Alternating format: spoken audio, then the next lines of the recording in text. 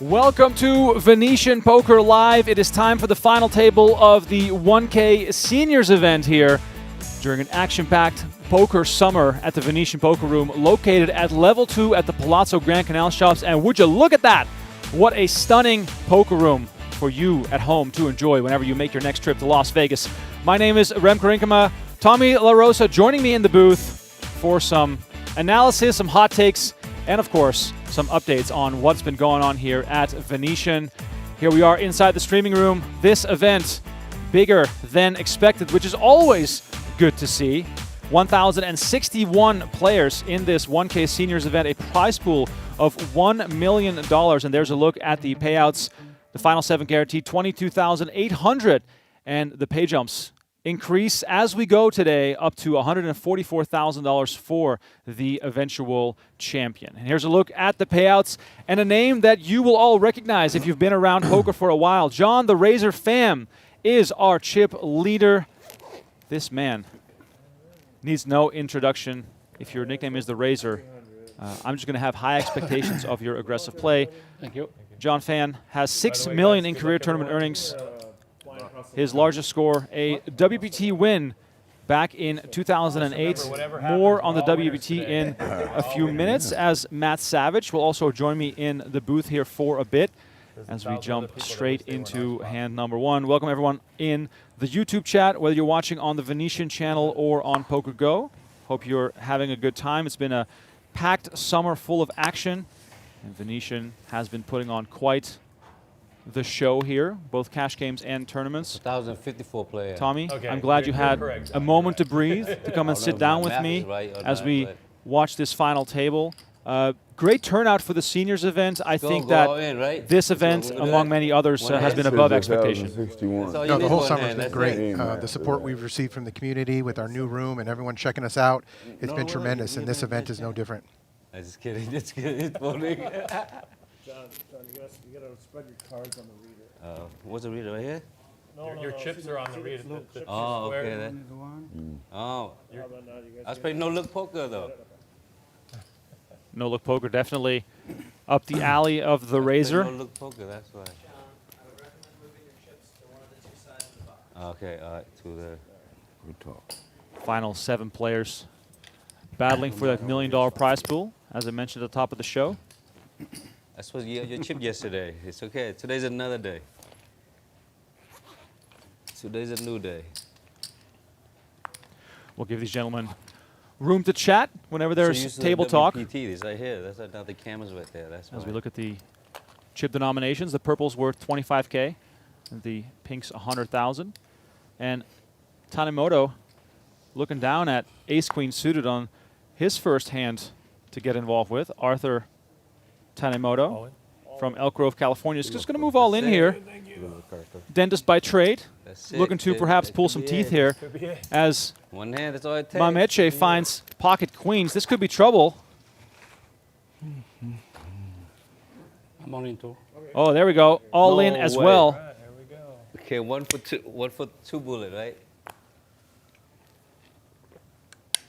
Shove here for 8.7 million.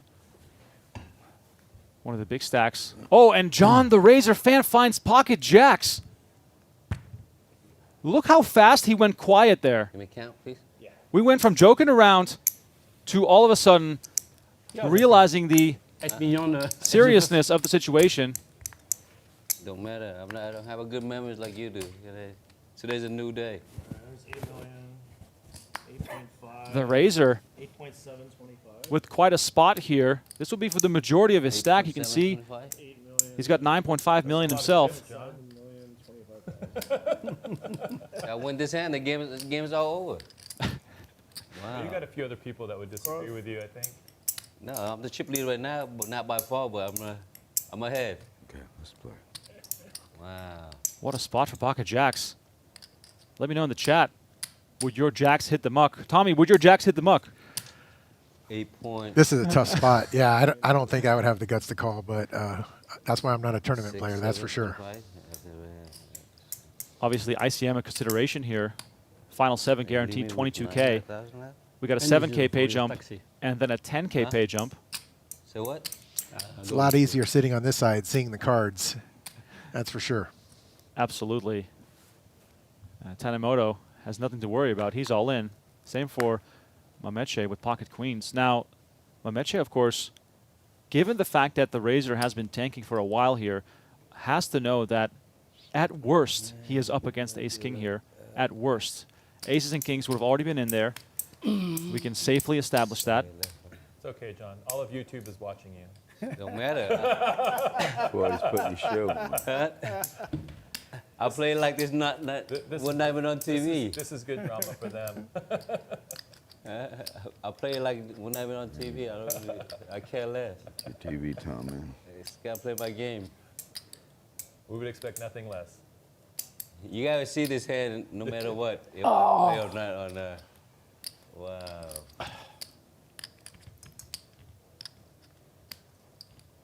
I'm honestly surprised that Second hand, huh? Fan has taken this much time here. Decision. It's the game. Just the game, but fucking game. Lots of Don't downside, use the F word. not much upside here. 80% of the player will play my hand. Which percent are you in? I'm on the 20% left. Okay. That makes you a good player, maybe. Usually I will play, but my guy here, we have history.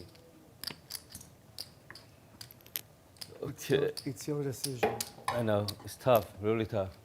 Really tough It's a decision. good card. Man, I don't want to waste guy's time, I don't want to waste my time. I need like another 10 seconds. Wow. Only 10? 10, that's all I need, 10. Maybe 20.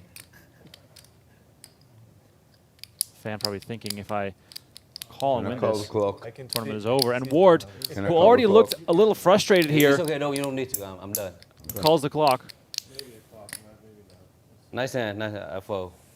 He does decide to let it go. Save my 2 cards inside, okay? For them Oh, to, and look at this. You could tell us, we'll believe you. Rzentkowski We're gonna see it anyway. You can just tell With the us. suited ace-queen, so massive hands all around. Just tell us, John. So, I play. 2 jacks. Really? That's why, tell him up, boys. all right, flip 'em up, guys. Ace king, put 2 queen there, That's see the that? worst. All right, so we Oh, have you see that? Look at it. queens versus Look at the 2 ace-queen cards. with jacks and Can I double ace-queen turn already it? folding. Good shot. If he had kings, you had a better shot. Folded ace queen. Massive Call pot it here, there. 4.8 million. Just sit down. The Razor, Man, I'm just Yeah. saying what I had. Matt, we're having fun, Matt. Come on. It's been a rough the Razor wants to summer. show his jacks. Ward, among Yeah, those rough not summer. entertained, he wants to just get a move on here on the short stack, but Wow, yeah. we have a player I at was- risk here. Oh, yeah. Tanimoto looking for some help. Don't give me no jacks, okay? 9-8-4 Put a keeps jack this out clean there. for Mameche. Four peeked out there, and I thought right off the bat. Tanimoto looking ace for queen. the See? ace of spades or the ace Man, of you got diamonds. 4-4? Oh, man. King of I was spades like, on the wow, turn. he called, you It's not going to should, change yeah. anything. He shipped it if I call him right there. Tanimoto 1 foot out the door. 2 outs to survive. And the river is the 10 of hearts. Arthur Tanimoto will be our Take 7th care. place finisher. Thanks, man. Oh, sorry, I knocked over your. No, you're good. You're good. He'll collect $22,800 for his But earnings. if I king, you're in trouble, you know that, right? Hey, Good play. really good playing with you too, for sure. You made my life harder with that ace You're a good player. yesterday. You're a good I player. just made $7,000. Terrific Yes. run from Tanimoto. No, you have no choice. You got ace queen. Oh, you gotta yeah, play. yeah. Short He stack. just wanted to shout out his girlfriend, Take care, man. who supports him 100% in all his endeavors. Just imagine he don't have a pocket queen. Me and him, he's going all in. I just call you and he push all in. What do you have? Pocket jack. Oh, you did? Oh, so I was really in trouble. And Jacks went Yeah, in there's the no muck. more queen left. Wow. Rzentkowski having an easy decision, folding ace-queen there in the big blinds. Tommy, we got some action here right away. Good to see. Is that good lay down? or bad Amazing lay down? second hand in the stream. That's pretty incredible. Yeah. Walk us through the last 2 days. What was the sort of atmosphere like in the tournament? He's not Seniors so green events there have yesterday. been I gave getting him extra bigger life. every That's why he's year, still here. and it just seems pretty sort of inviting and casual. Listen, this group of players is a pleasure to deal with, right? I've offered 4 senior events this year. We offered a 600 multi-day at the beginning of the summer. We offered an 1100 one day. We offered an 1600 multi-day, and now we're ending the summer with this 1100 multi-day. And the senior players, they support the events when we put them on. Love having them around. Obviously, easy to run. they're all here just to play cards and have a good time. And so, no, it's a pleasure to host these events. Charles Ward, who goes by Chuck, is all in here for $2 million. Yeah. Queen 10 offsuit. 1-6. Ward is our $2 million. short stack at the table. Picking up the blinds and antes would already be quite massive for him. So that shove getting through would be preferred, holding just Queen 10. She scores. And there we go. No, it's okay. He picks up the pot without showdown. Put that side there when you look at the price. All right. Yeah. Six-handed play here at the final table. TV. Tommy, the room buzz is starting to grow. I saw some familiar faces from I'll my get it time reporting on tournaments careful. outside of the Venetian careful. Poker Room that are now here. Give the people an introduction as You to make what the good coming laid week out will last look like. night. C5. So starting today, we're hosting our WPT $5,000 buy-in, make a $4 good million laid out. guaranteed main event. So we haven't hosted a WPT event since 2022, and super excited to just be partnering with the WPT, expecting a full house for this. Obviously a $4 million guarantee. So if you're thinking you need a summer saver, or you've had a good summer and you just want to make it even better, now's the time. Come down today, tomorrow, or Sunday. We got 3 flights. Today's day 1A. Registration's open till 8:10 each starting day. So if you're a last-minute kind of person, Sunday, make sure you get here before 8:10 p.m. on Sunday. And yeah, $5,000 buy-in. Looking forward to this gigantic prize pool to end the summer. Yeah, phenomenal events all over town, but you definitely cannot miss out on this one. For those who are more into cash games, those will, of course, also be available inside the Venetian Poker Room. And I like that you use the word summer saver. I know that people have been playing all over town, and then sometimes look for that one final event to get into. And given the sort of estimated prize pool, a summer could truly be saved here. For a lot of people, right? With the amount of money that's going to be in this prize pool, it's not just if you finish in first, right? So yeah, very excited. Obviously, these were great events when we ran them in 21 and 22. And now that we're back hosting partnering with the WPT, I'm expecting this to be a really, really good event. All right, the Freitas doesn't want to sit around here. Rzentkowski makes it $600K to Freitas with just a king-queen offsuit. Makes it $1.95 million. And we are playing some power poker here. Most players in the Freitas spot from the small blind might just be patient with Ward and Orly being as short as they are. But action now back on Rzentkowski, who was simply trying to pick up the blinds and antes. 1.9 million, 50,000. But the Brazilian player is not going to just let this happen. The Freitas with $367,000 in career tournament earnings. No stranger to big spots. Fun to mention that the Freitas cashed in both seniors events at the WSOP this summer. So it seems as though he's in town on a mission, and he takes this pot down, increasing his stack to 9.5 million. The IT consulting COO from Belo Horizonte in Brazil looks to make something happen here, and aggression paying off in the early goings. And he's mentioning his poker rival Phil Ivey. Well, maybe he'll run into him here at the WPT later this week.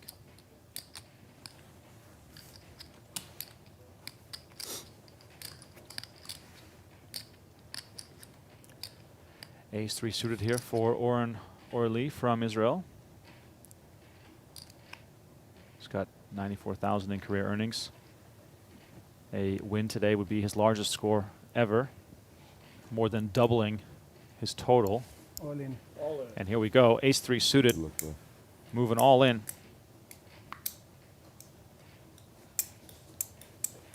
In a spot like this, you're happy to not get any customers. Picking up those blinds and antes extremely valuable as we're playing 150K, 300K with a 300K big blind ante. But it looks as though he's going to get some action here.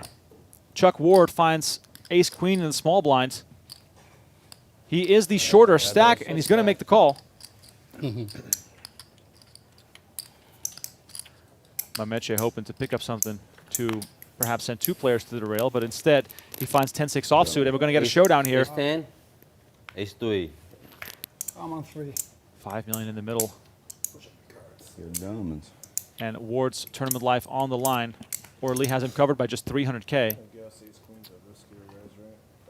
Yes. As you can see, Ward, a 67% favorite to find the double up.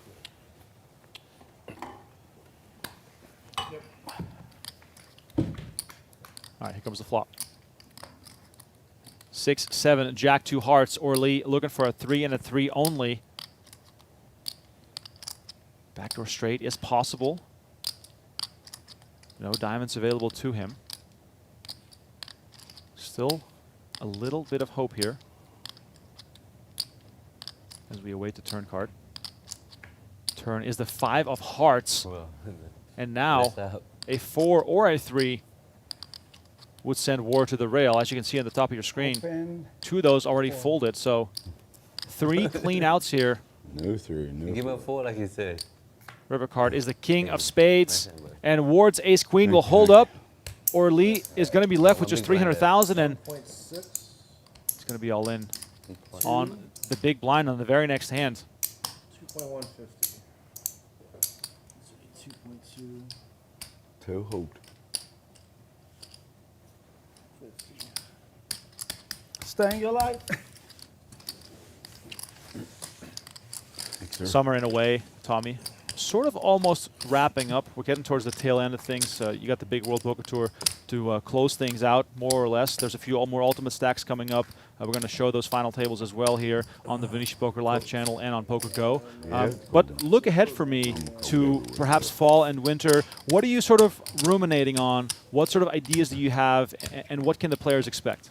Yeah, like we run poker tournaments every day of the year, right? So whether you're coming in for a couple days or, you know, with family or friends, or whether, you know, it's all poker, all business for you, we've got something for you.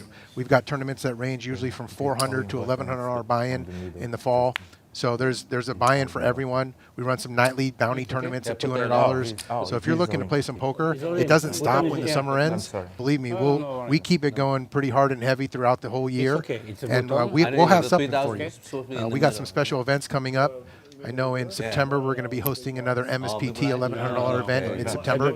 We're also hosting an event, $3,300 buy-in with the Poker Go. So it's a PGT Venetian Classic. Looking at a $1 million guarantee for that. And that, once again, that'll be in mid-September. So we've got some major events coming on the horizon, and it doesn't stop. So although the summer is winding down, it's definitely not over. Yeah, definitely a different kind of era that we live in nowadays. When I first came to Vegas, you had to really scour the calendar to find a tournament to play, especially in that sort of mid-tier buy-in range. And nowadays, oh my God, let me just interrupt myself here. We got Orly all in the big blind. He only had 350K. Ward makes the call to complete here from the button, and Mameche finds kings in the small, and he's just going to call and slow play. Trickery at the final table. One player all in. Check in the dark. We see Queen 3-10 roll off. 2 hearts. Ward does have the ace of hearts. No one can say we didn't have funny with you, sir. Yesterday, man. 600. 600K is the bet. Ward Queen doesn't 8, even so- want to chase. No. What? Kings. Kings? Oh my God. I had Your kings? Yeah. an ace. And bad news I think for we were Orly, Ace 8. who is looking for an ace and an ace only, or else he will be our 6th place finisher.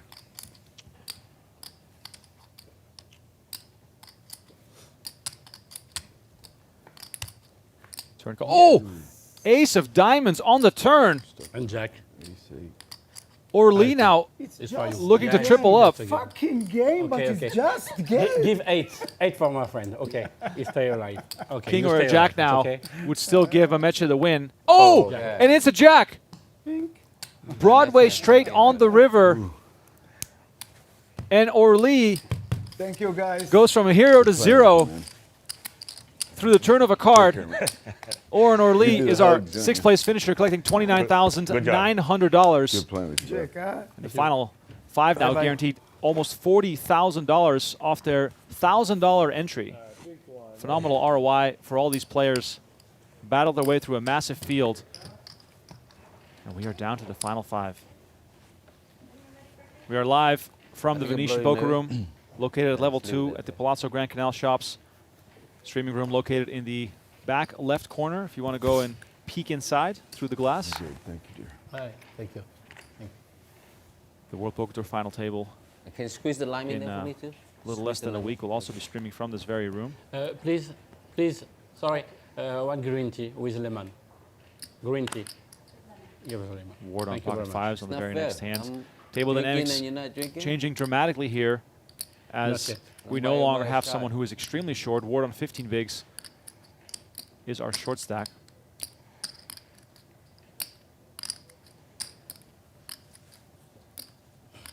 Raise. 8 on. I'm surprised I have king last time he didn't raise. Why is that? There's something fishy going around here, huh? You mentioned the Yeah, probably king upcoming last time you didn't raise. MSPT. No, honestly. Got the PhD coming in with the classic as well. Am I How right do or no, you guys?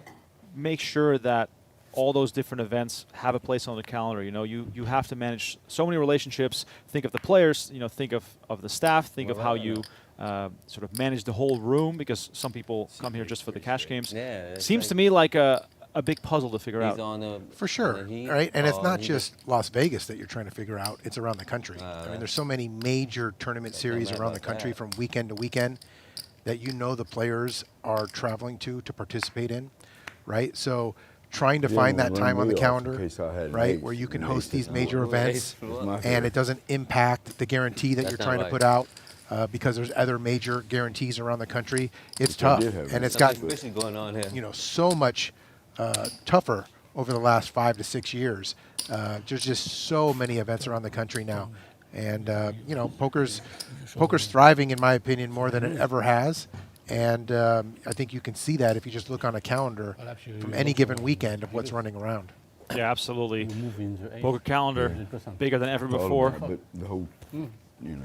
It's good to have Tournament options, style you know, if you're a player. player, and you guys clearly cater to the players, which is a shift that we've seen over the last decade or so, where it's all about the players now. Yeah, I mean, without the players, obviously, we don't have a poker room, right? So we want to provide the best atmosphere, right? The best environment, the best dealers, right? To where they want to come and make this their home, right? We have the self-service beverage station. We have our own restrooms, right? We've built this streaming studio, right? So we want to showcase the players who support our room, like- and we want to give them an environment where they feel, you know, safe and fun and energetic, and there's energy. And I think we've accomplished that so far in this room, right? So the players want to be here, and I think that's very important. What percentage of your room would you say on a day-to-day basis are regulars, faces you recognize, people that you have like interactions with that are almost becoming, you know, part of the room? Yeah, I mean, ironically, we've done a couple studies, right, on local versus non-local, right? And you'd be surprised. Probably only about 30% is a local base, and the other 70% is your people who are traveling here, right? People who, yes, they may be, you know, serious poker players, but a lot aren't, right? And they're just here with family and friends. It's a weekend, it's a bachelor party, et cetera, et cetera. They're coming to Vegas. They want to play a good tournament, right? They want some value, and they know that we're going to provide that. They know we're going to give them chips with 30 and 40-minute levels, and they're going to get to have some fun and play a little bit while they're here. These players have battled for 2 full days to make their way to this final table. And now, with all the money on the line, facing those massive pay jumps. And John Phan, for those asking in the chat, yes, that is the John Phan, the Razor, a longtime World Poker Tour regular, a player who's been part of the scene for over 20 years. It's fun to have him be the headliner here of this final table, but this is far from being a done deal for him. He's got some tough opposition waiting for him. Check. That's a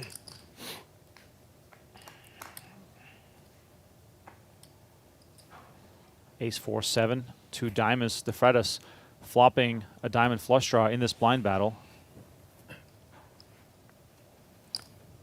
I think this is the first year that John's eligible for these seniors tournaments, if I'm not mistaken. Yeah, I mean, he looks like a youngster, you know? By the way, funny you mentioned that. When I saw the lineup card for this table, I'm like, is this a seniors event? Like, in my memory, you know, you used to be old when you were 50, and that's no longer the case. Well, I just turned 50 this year, so yes, I don't think of myself as a senior. So it's hard to imagine, that I'm now eligible for these events myself. But yeah, I definitely I might have to rebrand the title of these events because I definitely don't feel like a senior myself. Maybe you should up the age to 55 to keep yourself out of contention. There you go. Give me a few more years before I can participate. Rzentkowski bets 325 on the flop, gets the call from the flush draw. Now continues to battle here, betting 800,000 on the turn. He's just got a pair of 4, so, you know, we're not going for value here. We're just trying to end this hand on the spot. But the Brazilian, with his flush draw, is giving this some thought.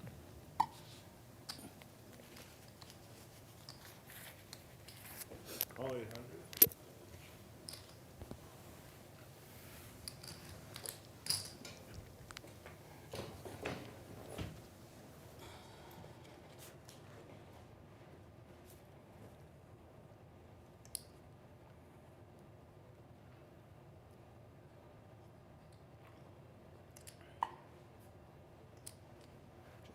Check.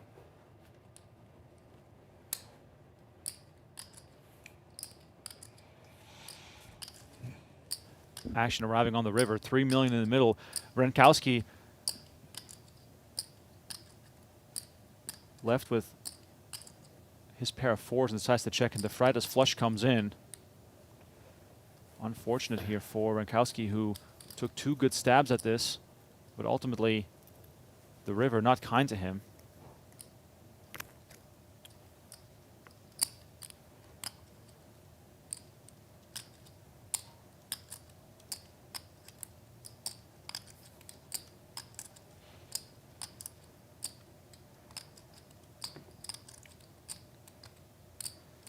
And here we go, the Brazilian going for value on the river. 1.4 million. And he goes for just 1.4, a little less than half the pot. Rzentkowski clearly going to be done with this. He just has a pair of 4s. Man, you're gonna beat me every hand.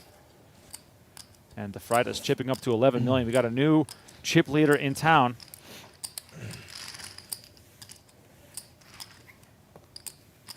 Just tuning in, the final 5 players of the Venetian 1K Seniors event. It was a 750K guaranteed prize pool. 1 million in the prize pool, to be exact, 144,000 up top. As we look at our upcoming shows here on Venetian Poker Live, more cash game action.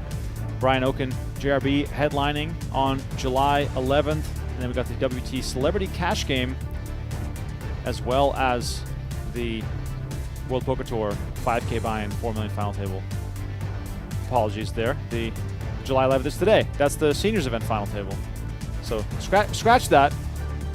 We are live right now on July 11th, but that is correct on the Celebrity Cash Game and the World Poker Tour final table as well. So if you're not already a subscriber to the Venetian Poker Live channel, please make sure to do so. Find Venetian Poker Live on YouTube if you're watching this from elsewhere.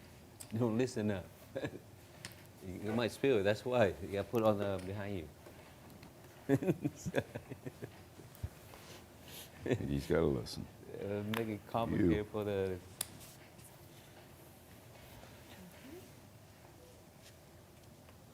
John Phan, despite being the most talkative player at the table, he is still, or he still hasn't entered the pot yet. His VPIP, as the kids like to say, 0% on hand number 10. But with 9 deuce suited, he is going to put some chips in the pot here.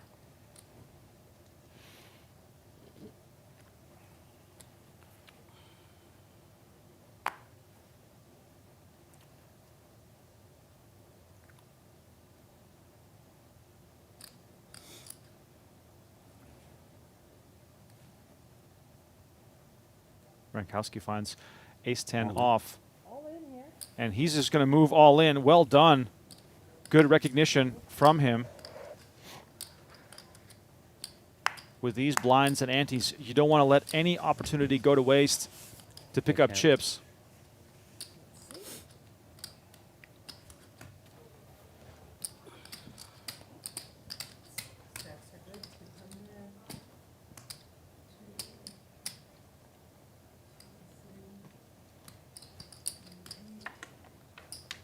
John fan, of course.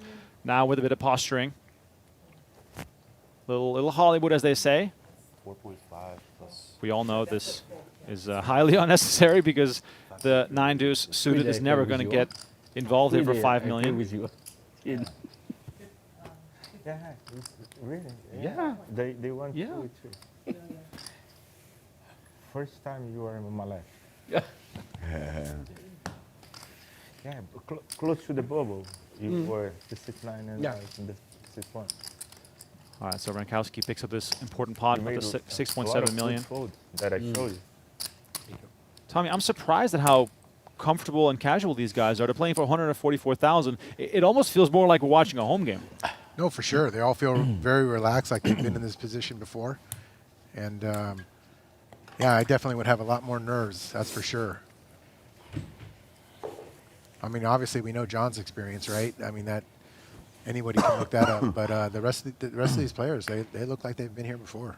Absolutely. And I think that partly has to do with the fact that they've been on this 2-day journey. They've gotten comfortable in this moment. And I'm, a little surprised that under the bright lights in the streaming room, they still are able to be this comfortable. I've been around the game for more than 15 years. And, I've played on a few live streamed final tables myself. And it's always different when the cameras are on. Yeah, I mean, obviously in the back of your mind, you know that people are seeing the cards that you have and what you're doing, and there could be some fear of, what's said about your play. But no, these guys have no fear. They're definitely, they look like they know what they're doing, and they've been here before. And like you said, they feel comfortable. They've been playing for 2 days, and so no, it's a great final table so far. 2-9. As far as the streaming room is concerned, you've chosen select final tables to stream here. What's been the feedback from the players in the room, about the prospects of playing on a live stream, or perhaps specifically targeting some events because there's a chance for them to play in this room? Yeah, we've heard nothing but positives about the streaming studio, about how it looks, how much room, just the aesthetics, just how beautiful it is, right? We get so many people that come up and just want to look at it, and that's pretty cool, right? I get excited about that. For sure, and proud that we were able to put this together, but yeah, no, players are excited, right, to have family and friends watch them play. Some of these players are traveling from all over the world, right, as evidence today, right, Brazil, right. So to be able to have their friends and family watch them play for all the money, that's a pretty cool thing to be able to say and do, and I'm very proud that our room was able to put this together. Yeah, I think it's something truly unique to have a space where you can basically have your high-stakes cash game, have your tournament final tables, and have the whole world watch. I think there's many big things to come for the Venetian Poker Room. And if you're watching this and you happen to want to play in the big cash game, there's actually an opportunity. OakensGame.com. He basically has the open invite. So if you have the budget to play in a big high-stakes game, be sure to reach out. The budget and the stomach, because boy, some of those pots. I don't know if you watched our last stream, but there were some major chips going back and forth. I don't know how those guys do it for sure. Were you watching it live, or did you catch it later? I did catch it later. Okay. But specifically Julian and Oaken, when they clashed for over a $300,000 pot, unbelievable the chips that are flying back and forth. So the reason why I asked whether you were watching live is because I was texting you during the game saying, like, this game has been absolutely crazy. And, obviously cash games evolve in a certain way. But that game had sort of the perfect firestorm. Some guys going bust, reloading. We saw both JRB and Julian Martini adding tons of money to the table. And, we ended with $1 million on the table, which even for you as a long-time person in the poker community must still sort of make your eyes sort of hurt. No, to see that kind of money is unbelievable. I mean, I remember being a dealer back in the early days of the Venetian Poker Room and dealing to Chip Reese and Doyle Brunson and Gus Hansen. And, the amount of chips that they had on the table at that time. And you would literally just see, hundreds of thousands of dollars. And when you're dealing that, obviously it's a very cool experience. But, obviously you're nervous too, right? You don't want to make a mistake, right? They're playing for a lot of money. But to be able to now have this streaming studio where those games are regular again in our room, and it's super exciting to be a part of it. The Freitas is our chip leader. He's going to make it 600K here. John Phan not finding any cards to play with. And Rzentkowski here in the big blinds. Similarly, not in a great spot here. You mentioned dealing to some of those greats. Were they different than the average game that a mortal like myself could play in? Were they sort of, I don't know, maybe more on edge or more relaxed, or were they good tippers? Were they maybe a bit more high strung because of what was at stake? Yeah, I never had any issues in that room. They were all great people. I wouldn't consider them any different than anyone else. But they were playing for just more money than the average person, right? But to them, it was like somebody like myself playing 1-3, right? Right. They were playing the game that was suited for them and the bankroll for them. And all great people, never had any issues. The late, great Chip Reese, God bless him, Doyle Brunson, they were great people and never had any issues. That's always great to hear. Sometimes I just picture, on a bad run, that could be extra painful. I think those players, they had enough experience to know that it wasn't the dealer, right? They played enough poker to understand that, in the end, they're going to win some, they're going to lose some. But most of the time, those guys won a little bit more than the rest.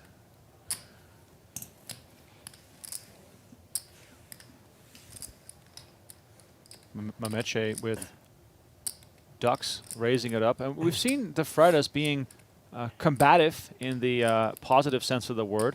Would not be surprised to see him defend, and he does. I want to put 6. Sorry. No, it's okay. No, it's okay. It's okay. No worry. No worry. All right, 1.8 million in the middle. We're going to see a flop here. Queen, Jack, Jack.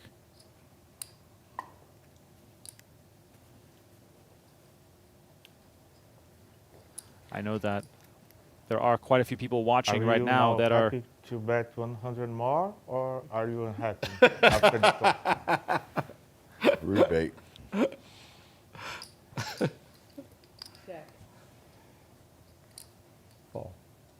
I just wanted to quickly bring this update. I think, Tommy, you'll enjoy this as well. I know that that I'm not happy. there are quite a few people interested as well in the WSOP main event, specifically Donnie Peters, who's a co-commentator here at Venetian Poker Live, who we both work with all the time. He just doubled up Ace-Queen versus Kings. He cracked Kings.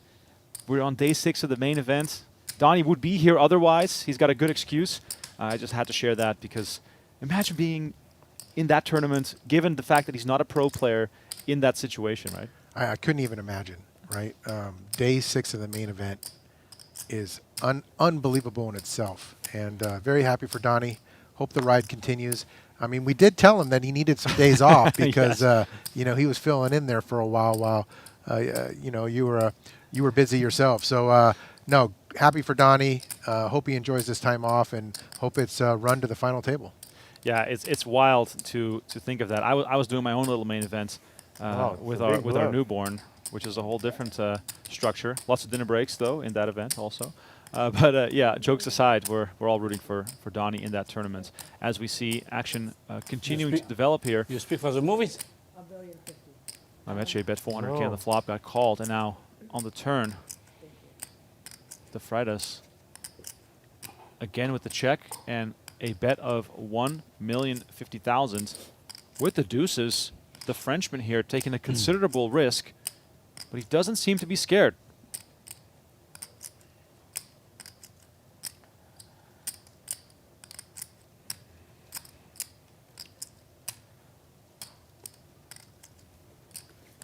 And here we go, the ace-8 in the muck.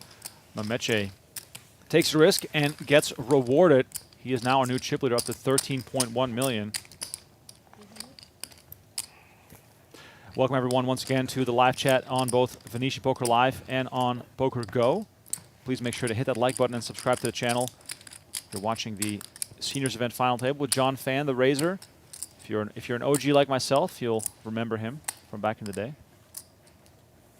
It's been a little quiet around him, but he is looking for a big score here today.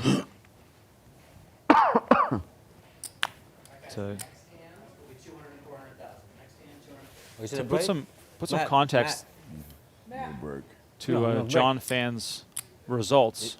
Is it a break?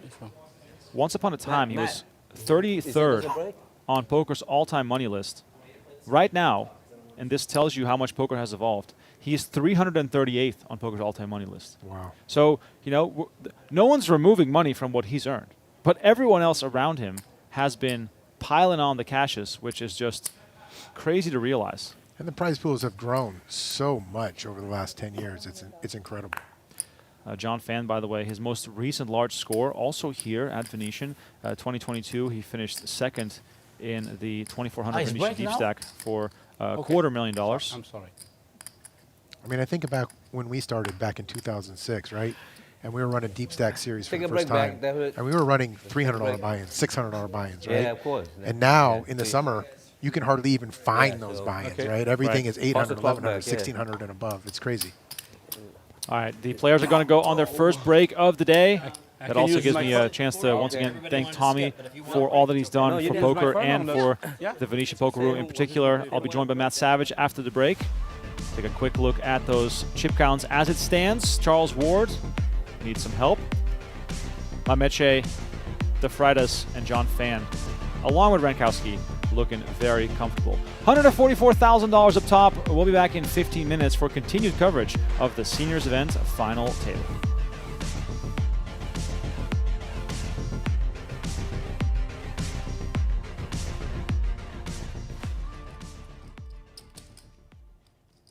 Stavia raising up to 225 here, gets over to Sandberg in the big blind with queen 3 of clubs. Might we peel?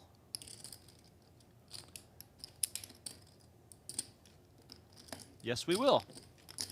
Sandberg is going to make the call, see a flop, hoping for something with a bit of connectivity to get his chips in the middle, and we flop a flush. Holy moly. 8-6-7. Sandberg flops a queen-high flush. Stavia, let it be known, can still do one better with the 9 of clubs. Yeah, Sandberg here just, I mean, try and contain your excitement inside. Can already feel the double up coming. Obviously, you know, you can be overflushed, yes, but unlikely so. Sandberg peels from the big blind, flops the goods, and now, of course, looking to get the money in, and there we go. Stavia makes it very easy. A bet and a call, and Evan Sandberg's tournament life is on the line. You see it in the top left-hand corner of your screen. 1 out. Just 1 out Sandberg has to dodge, so he is very comfortable here, looking for a double up. I feel like we're due for a straight flush. We've done enough of these streams now. I feel like we're due for a straight flush, right? I mean, If you have to go out, might as well be doing 1 outer. Yeah. All right, Sandberg, be careful what you wish for. Turn and river still to come. Is Stavia going to find the miracle? Turn card is the 8 of spades. So far, so good. Stavia just needs to fade that 1 card that would make this room erupt.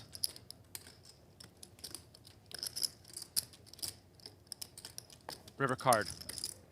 It's the 9 of clubs! My God. Oh my God! Sandberg said it himself. If I go out, it might as well be against the straight flush. He kind of willed it into existence. I mean, this is his own fault. We're going to see it in an hour. Oh shit, that is so dirty. And there's yeah. Once again, shout out to everyone who's tuned into our stream tonight. One final time, please. Hit subscribe on the Venetian Poker Live channel. Yeah. Just give me the pot every time. Expand our reach. Make sure everyone knows about this game. This massive game happening every Saturday on the Venetian Poker Live channel and on PokerGo. And, right, if there's any millionaires or wealthy people, affluent people that want to come play, JRB said, look, you show up here with 50K, 100K. How many raises are you going to make? Maybe we can get you in the game. You can DM me on Twitter or find a way to contact Venetian Poker Live on social media. We will pass along your contact details to JRB as we see You're ahead. a massive pot building here. Brittany all in for 37,600. We can't even plug the channel. No. We go 2K, 11, 27. Today I'm very lucky. And now we are all in Don't mess with Brittany, bro. 77,000. Always the queens. Queens for the queen. Running it twice. King 7-6. doing that twice. That shot no, here please for don't put the 8 out there. JRB. Please don't. No 8. No 8, Brittany. Please. No, just no 8. Jack of hearts is okay. 9 on the turn. Additional No outs for 8, no JRB. 9, no 10. Okay? No 8, 9, 10. No he's 8, lying. 9, 10. Don't believe him. No, come on, don't do that to Brittany. She's so lovely. River card. The 6 of hearts. That's a bad cut. That's a really, really bad card for me. Lots of Really JRB's hard outs card. You being use 3 mixed cards. there. The 6-7, Hearts. 2 hearts, Two a hearts. 9. Squandered. Yep. Yeah. All right, second board. Oh, look at this. 7-8-4. Every hand's a I split. got a chance. The 6s. Jack or a Oh, 6 my now. sixes. the sixes are Oh, gone. JB to split it. no. 6 outs. Six is dead. Jack's out. No jacks, You though. can hit a jack. We're all wild. Lots of jacks left. can have Lots a of jack. jacks. Lots of jacks left. Oh, Three of spades, Lots not of gonna do jacks it. left. okay, chop it. Put like a How much, Brittany? black 4. All right, river card. The 10 of diamonds. Needle. And Brittany What is going a to double needle. through JRB. He's gotten a Not couple even small my bluffs worst through, quiver but now he's ever. got a real hand. Messed that game up so badly. Can't believe I didn't call Peter with an ace there. That was crazy. And Isaac looks interested. He had a spade. I had 9 that hand. I had 9 that hand. And I had a spade. And JRB in the straddle with ace queen of diamonds makes it 15,000. Those blockers don't mean shit to me. Oh, baby. Peter, with that look in his eyes, They got the flush. They got the flush. like I'm coming after They you. got the full house. Oh, yeah. So what else you got left there, JRB? Because I'm going to put it all in there. 33. 33.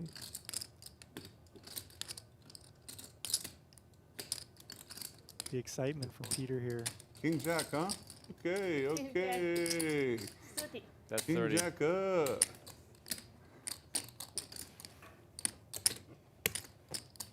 Peter being a little meticulous here with his bet God size. dang it, really? What's in? Dang. 32,000. Peter, Easy one Peter- for Isaac here. Peter just gets the action, doesn't JRB knows he's... He's He at knows one. he's putting it in. He doesn't know how good he is. Why, oh, you have a big hand? Yeah, obviously. All right, running it twice. 100,000 in the middle. Ooh, I know. JRB versus Peter. What are you gonna do? It looks worse than it Nice is. hand, JRB does have a pretty good hand here against kings. All right, can JRB find an escape here to get his money back? Yeah. First flop, let's see it. And there's the diamonds. When King you of run it diamonds. twice, you always want to win the first one, Remco. Yep. That's not good, too. Not at all. And there's the diamonds. Peter looking for a king or a 4 to make a full house. Otherwise, JRB will be free Four, roll on I this also- hand. 4. Come on, make it fun. Fun for the viewers. 4. Oh, unlucky, unlucky. Unlucky. He's needling as he wins. I always, Nice. I always, You said 8.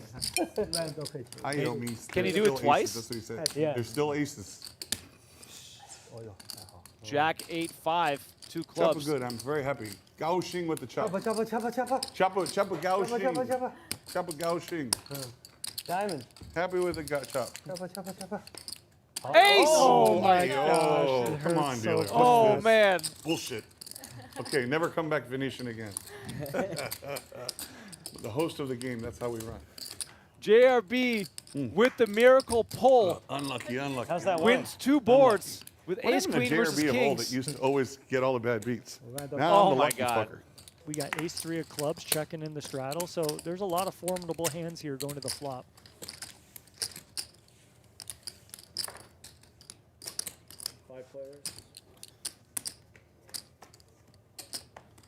Put a squid in each Is there a pot, squid please. button in there? Jack 7-6, PP flopping the nut flush draw.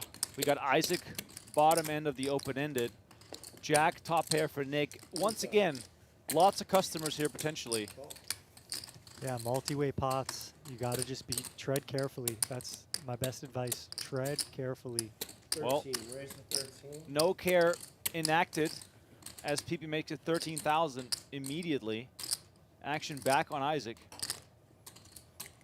So here Isaac, when he bet on the button, it's like, yeah, I have an up and down straight draw. You have a 5 high. Maybe I just want to try to win the pot. But when you're up against all these people and you don't have much else to go with it, you might just want to have checked.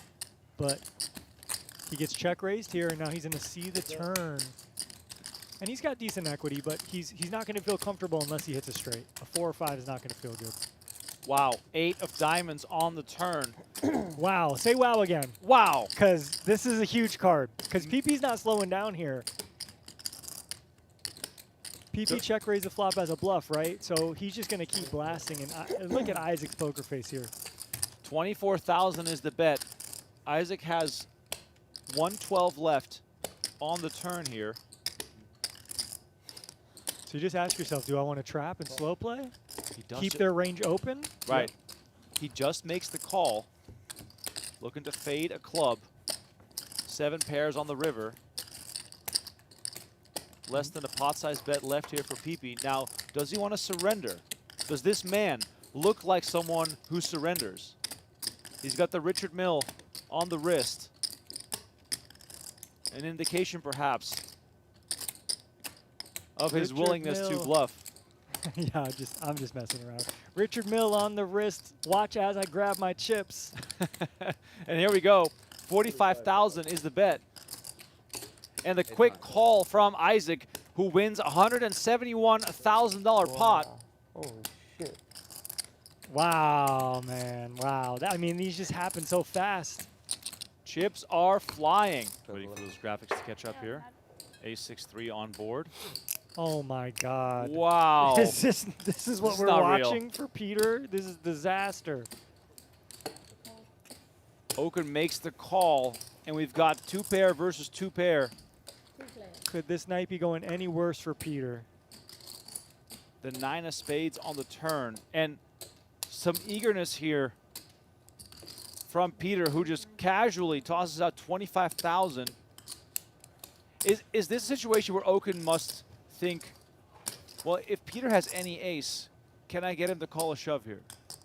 It's a spot where you just keep calling, because if he's bluffing, you let him keep bluffing. And if he has whatever, like he has, he's going to keep betting. So, And Oaken moves all in on the turn. Oh, Peter just got to feel sick, but I mean. Oh, he makes the call. Yeah. 237 in the middle. 2 pair versus 2 pair. And Peter can only laugh at how unlucky he's been getting. Yeah, I mean, geez. What can you do? Youngster, 2 times. Awful. 2 times here. And Peter with only 2 outs. Gross. Gross. What a disgusting turn of events for Tough Peter. day for him. First, 2 pair versus straight. Now 2 pair versus 2 pair.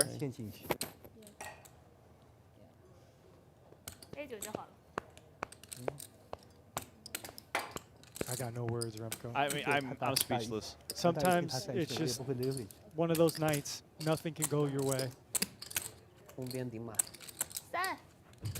First river card incoming. The deuce of hearts. Ooh, that was close. Wow. Oaken now free rolling. Peter still with only 2 outs. Needs to hit a 3 in order to get his money back here. 7 of spades, and Brian Oaken will double to 238 as Peter takes another massive hit.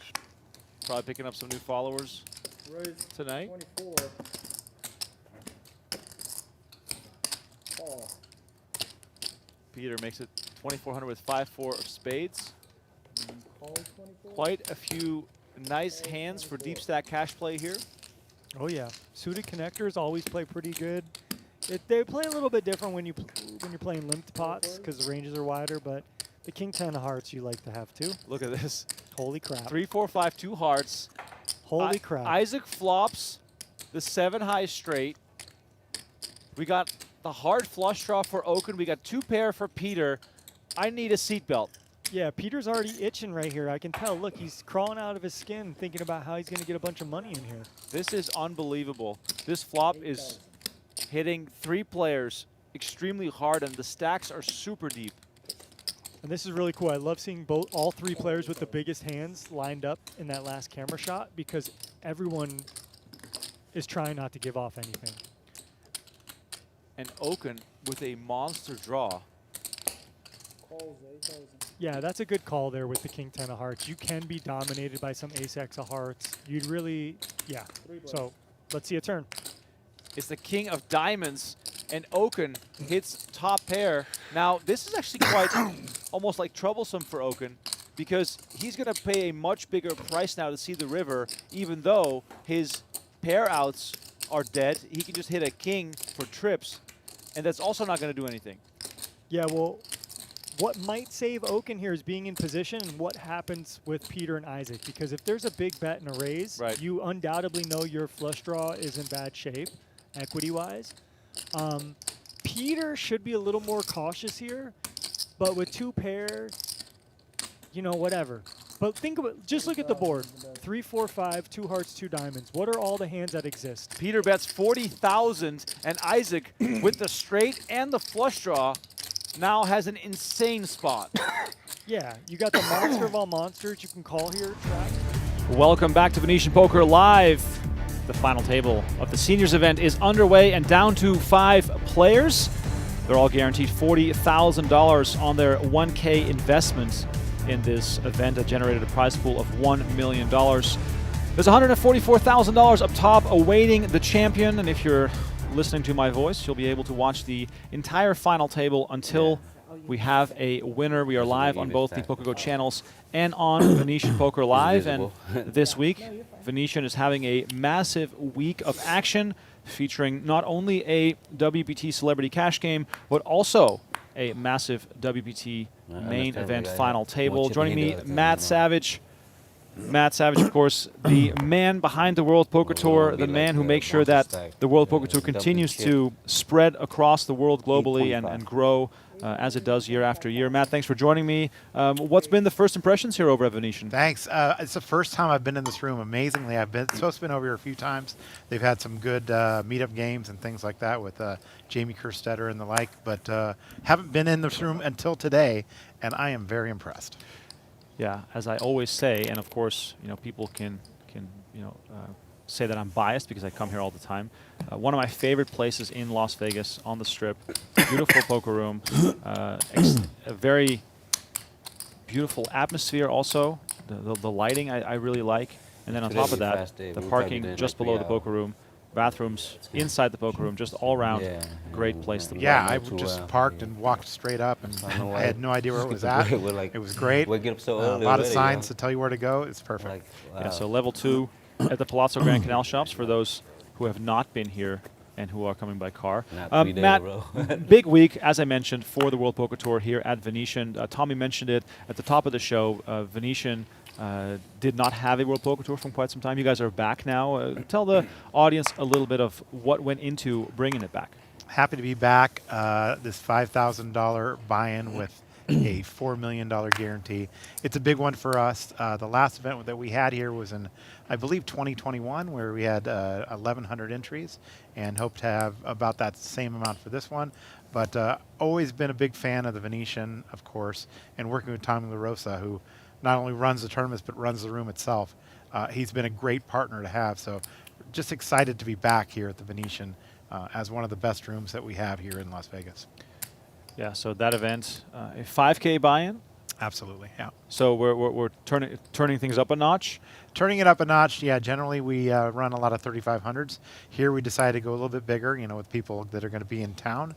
With all the events going on, there's another tournament going on down the street this week that we're, you know, going to be kind of getting some players for our event, but at the same time, you know, a $4 million guarantee is nothing to laugh about. It's awesome. Absolutely. So today that event gets underway. If you are in town, we joked about it, you can save your summer with this big World Poker Tour.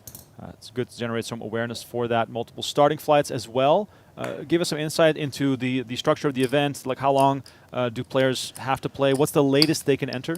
The latest they can enter is on Sunday at 8 o'clock, but there's 3 starting days, a 1A, 1B, and 1C.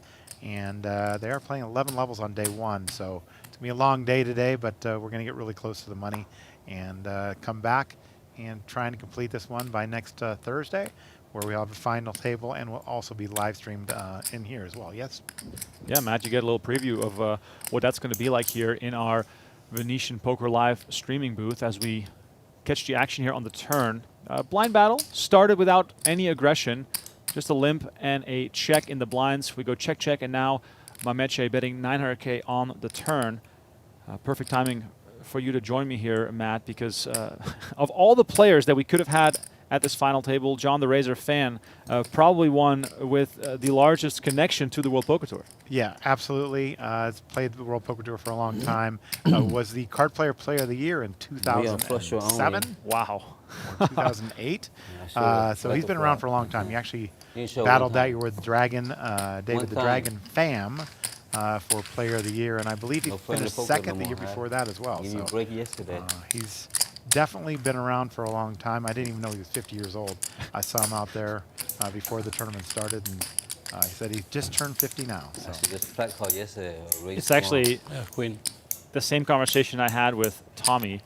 Tommy told me he turned 50 this year. I don't have John Fan also turned 50 this year. I feel as though 50 is not what it used to be. 50 isn't what it used to be. I take a little bit of offense to say that that's a senior citizen. I don't consider myself a senior citizen yet. However, I am eligible to play in these events. Yeah, we should definitely consider moving the age up to 55. Well, they have super senior events now too. So and some senior high rollers around town.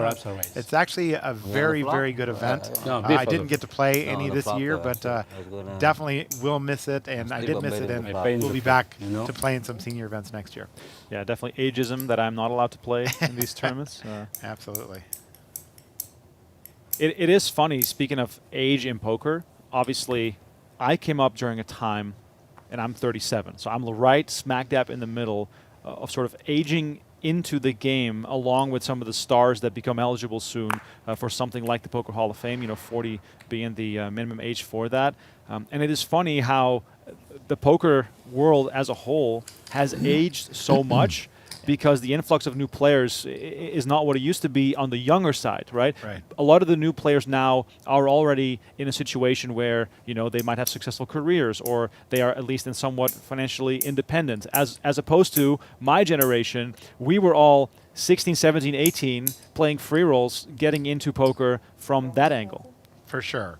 A lot of those players came from the online world, as you know, and back when you could play online poker anywhere in the United States legally, or gray market legally, and a lot of those guys I've seen them grow up, and they've become legends of the game at being 35 years old, 37 years old, and 40 years old. And you talk about the Hall of Fame, it's actually coming out today. They're going to make the announcement today, and I'm here with you, so that tells you I didn't win, but that's okay. Though, but you can now add to your resume, at least in the future also, and of course you are very deserving of being in, of the longest running member to be nominated for the Poker Hall of Fame. Yeah, actually I have 10 nominations now, and actually Mike Matasso has more. He has 11. Oh, okay. He has 11 nominations. So bit of a last longer there. You guys should put a wager on that. Yeah.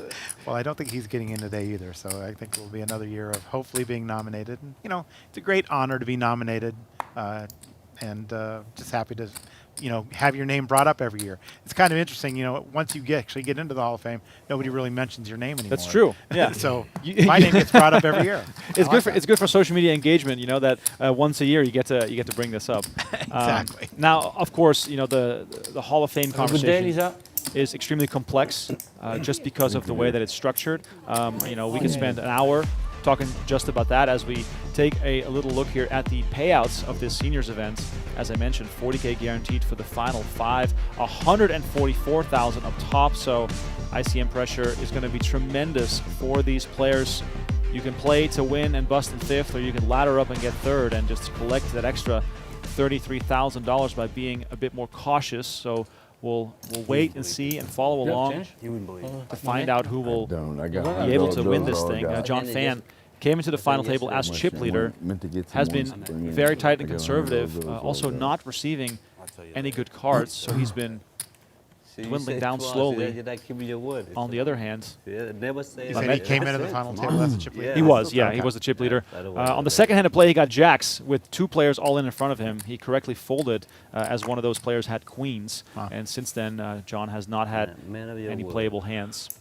But Mameche up 4.4 million since the final table started. He is our overwhelming chip leader, but as the stakes are very high, one hand can turn this whole thing around very quickly. But yeah, back to our Hall of Fame conversation, which I think is very interesting. As the online generation starts to age, there are more and more people eligible that are also very deserving. Right. So it almost feels as though the backlog that's being created is going to make this a harder and harder conversation every single year. Absolutely. It's yeah, there's definitely a backlog, and there's, you know, a lot of conversation about, you know, should they admit more than one person a year? You know, I'm on the side of they should do that, but you know, it's up to them. It's, you know, actually owned by the World Series of Poker, so, you know, they have that decision to make, and it's a difficult one. I'm sure that, you know, not everybody that's in the Hall of Fame wants it to change, and so because of that, and they're the ones that vote for the people that get in, you know, it may not change, it may stay the same way it is. But there's a lot of conversation out there in the poker media about making changes about that, and we'll see, you know, how that ends up. But for now, it is what it is. And 40 years old, you know, you can stand the test of time at 40 years old now. You know, I think that I'll put a prediction out there. Nick Schulman's getting in today. I mean, again, just like the others that are nominated, Nick Schulman, very deserving. Absolutely. That's what makes this so complex, right? Absolutely. And I do feel as though, Can't trust him. given where we are Always and how bluff mature it. the world of poker is, we could even Not shown one bluff in 2 days. do something where, as the moneymaker generation has now reached the age of 40 for the most part, you could induct 10 people from the generation like right away. Absolutely. Like all 10 of those, and I can name a bunch of names that would be eligible. Just look at the all-time money list, right? If you go down the list, they are either about to or have just turned 40. And I feel like if you're in the top 100 of the all-time money list, unless you've had just one big score, you are more or less in the conversation. For sure. And, you know, of course, you know, bracelets weigh heavy onto that decision too. And, you know, as people are getting more and more of them every year, it's, you know, it's going to be tougher and tougher to get in, even to get nominated, if they're only going to be taking 10. So we'll see how it goes. And here, ace deuce and ace 3. Yeah, we got some action brewing here. And John Phan has been reshoved on by Rzentkowski, who this time decides to let it go, the ace 3 suited. This might be a nice little pickup. Sorry. As we're playing 200K, 400K with a 400K big line ante. So massive stakes here. 40-minute levels in this tournament. Phenomenal structure for these gentlemen. I folded. I'll let you have one. Of all people to talk about structures, you're probably one of the best ones to have in the booth here. I find the structure conversation fascinating because you can always talk about giving players a lot of play versus making the tournament have a reasonable runtime to, you know, reach the money or reach the final table, or how long the final table is going to take. How do you strike that balance? Well, you know, it's funny that we are at the Venetian because they are the ones that started the deep stacks. And I was always a proponent of keeping less and less chips. And as the Venetian deep stack started, it seemed like more and more chips were being given out across the industry. And it became like a chip battle. Like the first conversation everybody always had, they would call you on the phone. You have that tournament today. How many chips do you start with? Yes. And, you know, I always hated that back in the day, and I still do to this day because, you know, adding a lot more chips to the tournament creates a lot of other issues. You have to have more dealer downs. You have to charge more rake. You have to do all those things that I always fought against for many, many years. And, you know, in the end, I think that we've probably reached the level where we're not going to go much higher on the chips.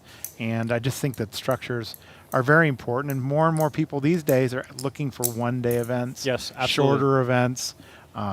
Mike Sexton and I always used to talk about doing a WPT with just the weekend warriors where, you know, our championship events now have a minimum of 1 hour, but we always wanted to do like a Friday, Saturday, Okay, Sunday I'm not finish sure. with You 40 can put, minutes, 2 million and you know, see how that people would stack. respond to that. Yeah, But, tell him too, yeah. you know, I am That's- you I'm- know, I'm talking a about big the proponent of neighbors having right good now. You don't structures worry for about his players, neighbor. and I always want the structure to be better later in the tournament when it matters most.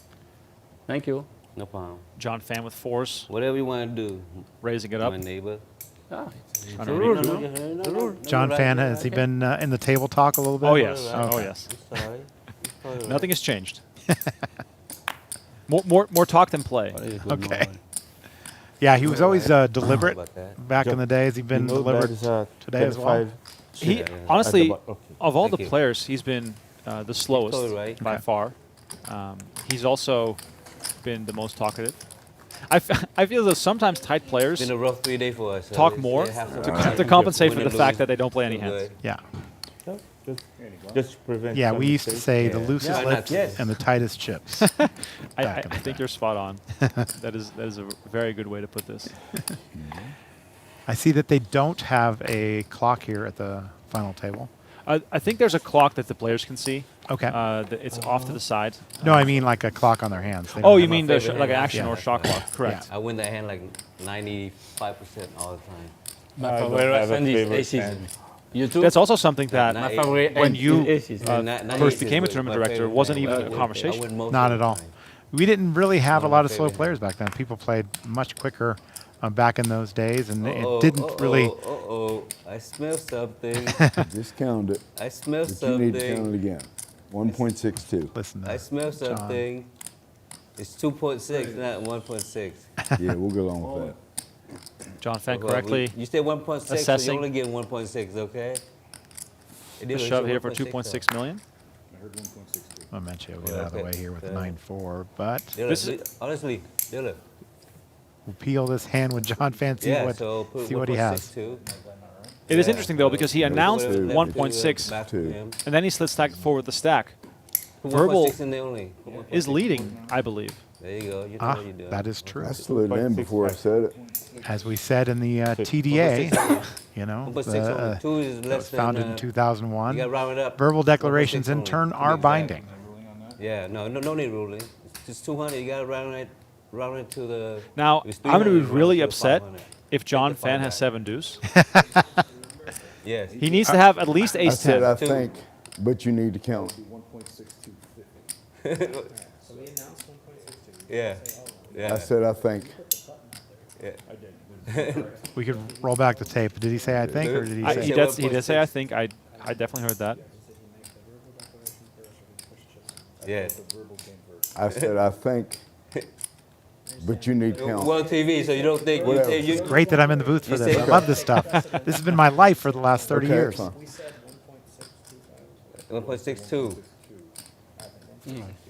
Put all in. Yeah, it don't matter. It'll go all in next after the flop. So match is Says 1.6, it doesn't right? matter, but it might matter. We'll see. Come back. But yes, we will be upset if John has 7 deuce here. I know And he's because just wasting all this Now you can time. fold. it's a legit conversation if you have a legit decision. Otherwise, you're just He's wasting not calling everyone's time. anyway. Yeah. And I'll be But he is also correcting, and I don't mind correcting somebody on that. It's King 9. King Your 9. action's buying, that's the reason why. Not a hand he That's would fine. play for 1.6 or 2.6. I'm just going to say here. It's funny we talk about rules because I If actually you call now, have. you're not going You to can fold look it when I up. push the rest I of it created in. a John Fan Or rule you're just going to Oh, fold wow. now, in the so it early doesn't. Same different, man. I 2010s. don't know Exactly. why you did what you did. That's why.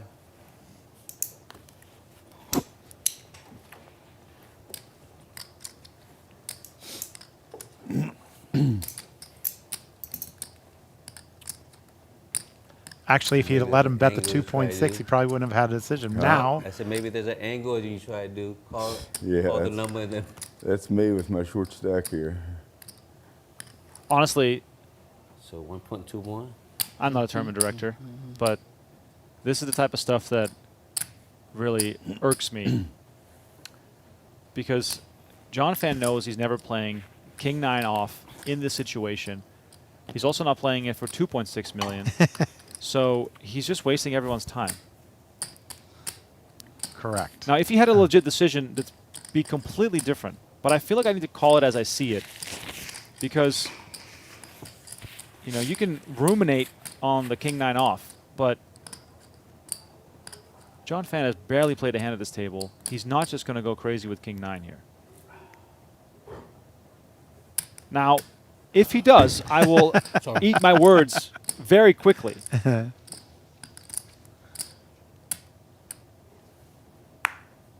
Yeah, you're This right. This He's is not definitely folding. This is not the body language of someone who's going to continue in this hand. Needlessly burning some clock here. Nice hand. So Matt, the John, There you go. the John Phan I rule. gotta play a board. What's the specifics there? Just get a little So- TV time. Next time, just say all in. That's right. It started with say a hand 1.6 back and with you put lane 1.6 flag in there. at the Bicycle Casino in Southern California. Am I right, guys? And John Phan, when we started using all-in buttons, was around the late 2000s. I'll try to do better. Around 2007, I think we right. started using Yeah. all-in buttons. When There used to someone not even be says all-in buttons on the all-in and table. others Right. have And then cards we and started say doing call. that. What do you think? And John Phan did this thing to Lane Flack where he said, "Dealer, can I see the all-in button?" when the action was on. Yeah. And Cards in then his hand. he looked at it, Yeah. and Must be Lane different, says, though. "I call." And Because my John hand said, was- "No, I just wanted to see the I button." know, but my I'm hand was kidding. down. I'm kidding. I don't want to So disturb this. No, but I the would floor call came to too the that table because and said, I- no, he just asked to see the button. I was afraid the He's guy not next to all me had in. a lot of shit. And Yeah. Lane went nuts and went crazy and was texting me and calling me and saying, I don't mind "Can you calling believe that he hand. did this?" Right. So I went and warned him before the start of the LA Poker Classic, which was a $10,000 buy-in tournament. I said, "If you ever do this, you're all in." No more Sure enough, I got controversy called to here. the table. Oh my God. Same exact Yeah, like that, situation. easy, you I said, know? "You're all in." Easy The other guy peasy. said, "I call." And next thing I know, he was saying that, no, I just wanted to see the button. I said, "John, I already warned you about this. You're all in." He went broke. Worked He didn't every talk to me time for about till 10 the years. last I mean, This is not no joke. Thanks, sir. He talked to me today, but didn't talk to me for 10 years. But you can Google that one. The John Phan rule of The poker last one you were desperate. was all based Not on this that decision. I find it highly entertaining how John Phan, who just sort of half-jokingly said, "Are you trying to shoot an angle here with like the raise and the raise size, and verbally declaring versus pushing the stack forward?" That the player who suspects there to be an angle is usually the player who would consider there to be an angle to be had. Correct. Yeah, Right. and he just talked about that just now. Maybe you're angling me, so Right. The old saying is, what is it? It takes one to know one, or is that what it Yeah, is? exactly. Yeah. A liar thinks he's being lied to. But I've always liked John. I mean, I'm saying all this stuff, but it's not out of school. This all really happened, but I do think that for sure he knows the game, Oh, and yeah. he knows the rules. And a lot of times people will say, if you know the rules and you can use them to your advantage, then are you doing something incorrectly? Is that angling? Is that cheating? And a lot of conversation about that. And also the sort of sliding scale on which cheating and angling live is That's also one life, so everybody interesting. says, Not all say bad. angling is cheating, but all cheating is angling. Correct. Which I think is also, Yeah. some of it Right, is that's- is yeah, is that- just that bad first one I had etiquette, fucking jack, and some of wow. and some of it is Yeah, ace queen. downright Imagine worthy you of have ace disqualification. king, oh, Yeah, you even have knowing the hand, rules, just like what oh, just yeah. happened there. If the floor doesn't get called to the table and the other players accept that the player meant to move all in there when he did that, then there's no reason to call the floor. There's no reason, to have this conversation. And because of that, him knowing the rules, he's able to use that to his advantage. And, in some respects, I've always said that if you know the rules, you're in a much better place in this game. And so, I've always in support of people knowing the rules. And if you then do use them to your advantage, like John just there, I don't have a real problem with that, to be honest. John. Except for the fact that we knew he wasn't calling. Exactly. Yeah, right. That's a big factor there. John Phan finds Queen Jack suited in the cutoff, putting together a small raise here to try and pick up those blinds and antes. 900,000. The dancing on the tightrope becomes more and more difficult as the structure moves forward, but the stacks stay in there. And Rzentkowski with the real hand, pocket nines on the button. Raise. All in. And he's going to move all in for 22 big blinds. Do you like that? I love that. You love it. Okay. I think that given the way this table has played, players are they are opening a little wider, but they don't want to play for stacks. And with nines here, you're not unhappy to get called by anything other than an overpair. But at the same time, you're happy to just pick up the chips here without showdown. I think that calling or 3-betting opens yourself up to difficult decisions, especially given how small the stacks are. Sure. Yeah, that's right. And now you see John Fan once again. Not calling ever. Not calling, but, you know, me being an amateur poker player, I love that queen jack. I love to look at that hand. And if the cards are face up here. I will eventually. I don't know when. I still don't think John would call for just a flip here. But, you know, he's going to be deliberate. It's very funny to see how poker has evolved. Me, a longtime fan of watching Mike and Vince on the call on the World Poker Tour, and how different poker commentary, poker analysis, poker strategy was back in those early days.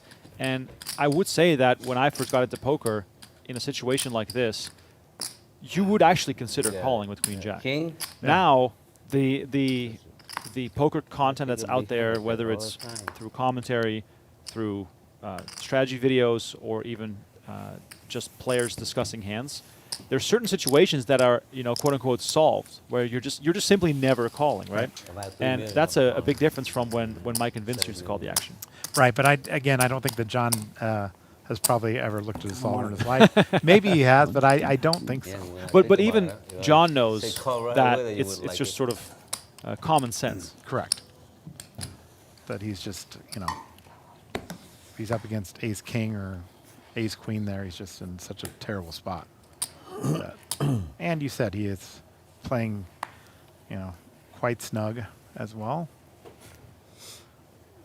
John Fan now down to 6.7 million. And now on 16 bigs, with ace-8 off, facing the chip leader in the big blinds. A situation where you could get yourself into trouble. Matt, while we watch this hand unfold, I'm curious, I'm going to get real specific here. I'm curious what you remember about your first ever day at the World Series of Poker, because you've been around for a long time. You've been involved with WSOP and the World Poker Tour, a very of course, good story. For a very long time. I'd like for you to take us back to the beginning. Okay, so the first time I walked into the World Series of Poker was 2001, and it was because I had the idea of standardizing the rules of tournament poker, because I was playing poker tournaments around the Bay Area all the time, and I saw that the rules were different from room to room and property to property, and because of that, I had the idea of starting what became the Tournament Directors Association. So the first time I ever walked into the World Series of Poker was in 2001, and it was to talk to the tournament director at the time, Bob Thompson, and I suggested that we sit down and talk, and we did. And I said that let's come up with the rules of poker, and let's make them standardized. And they kind of scoffed and laughed at it and said, you know, it's been tried before, it's never going to happen. Well, luckily, I knew Linda Johnson at the time, and Linda had the World Poker Industry Conference, and so we tied it on to the end of that, and that's how the TDA was formed. So that was the first time I ever walked into the World Series of Poker. In 2001. Now in 2002, Tom McAvoy was at the World Series kind of as an advisor and asked me if I would be interested in running the World Series of Poker. I don't have a phone. And in 2001, there was a lot of conflict with whether the staff got paid and the dealers got paid as they should have in 2001. So Linda advised me to actually not work the World Series. And I told Linda, I said, it's just such a great opportunity. It doesn't even matter if I do get paid. It's a good opportunity for my career to do that. And you know, it was all because of walking in there in 2001 and starting the Tournament Directors Association. Now, a lot of people don't know that back in Binion's Horseshoe, in the 2000s, it was in a place called Benny's Bullpen. It was a very small room. There was one bathroom outside of there with 2 stalls. Can you imagine that? Wow. 2 stalls. Usually one of them wasn't working. at the time, and you know, the elevators to get up to Benny's bullpen never worked, and it was a much different time at the World Series of Poker. Let's say that. I love stories from the past. I find it funny that I now even have stories from the past. Yeah, exactly. You're getting older, buddy. 2009, I was 21. That was my first time coming to Vegas. And now having lived in Las Vegas for 6 years driving around, you sometimes end up, you know, seeing things or having memories of, oh, yeah, you know, that was different back then. And I catch myself in that way, sort of reminiscing a little bit. 9-7 versus Jack's deuce here, and John did catch second pair here. But Mameche is making a bet. One big one. I can't know. 400K bet here into 1.2 million. It's a minimum. And, you know, this is a result of the play being on the slower side, not having seen an elimination in a while. The players do not have much flexibility, and that's resulting in very passive play. John now picks up a straight draw in addition to his second pair. Now for John Phan, of course, he's got showdown value with his jack. Would obviously love for Mameche to bluff at it, but it looks as though John's going to protect his hand here versus draws, which I don't really see what Mameche could have here that he is worried about. Be unlikely for him to have an ace. There was no pre-flop raise. And if he does have an ace, you don't want to build the pot. So John Phan here taking a stab on the turn. 675,000.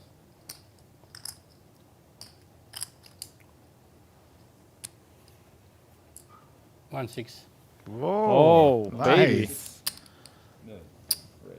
All of a sudden, the dynamics in this hand completely change. And this is exactly what I was getting at. You know, the jack deuce here obviously is not a very weak hand, but you're making this harder for yourself here. Give him a Mameche room to pressure you. And now John Phan probably thinking to himself, if I call, what am I going to be faced with on the river? Doesn't look like he likes it. Let's just say that. I mean, he... like Mike Sexton used to say, it doesn't look like John Phan can swallow a BB at this point. Yeah, this is awkward. This is an awkward situation for John.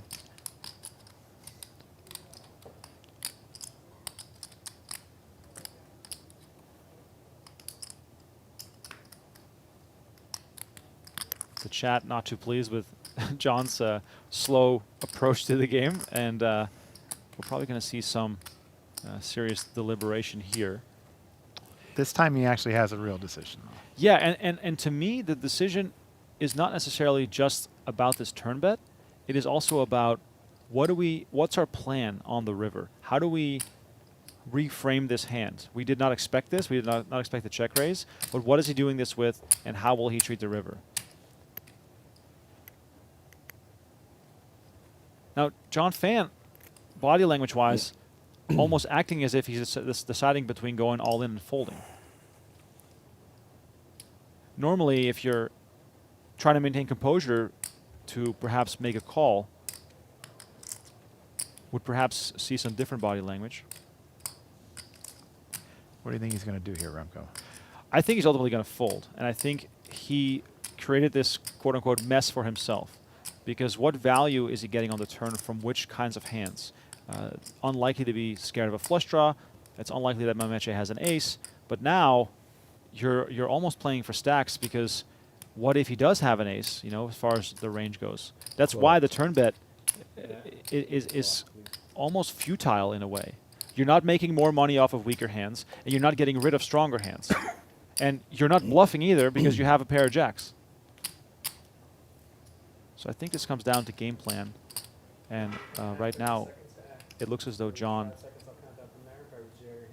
a little flustered perhaps, or surprised by the check raise. Like, I haven't seen John around in a long time, but he used to be, literally, one of the best at reading other players. So, I mean...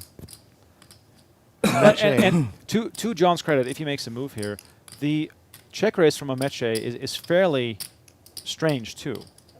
You would not expect to see that.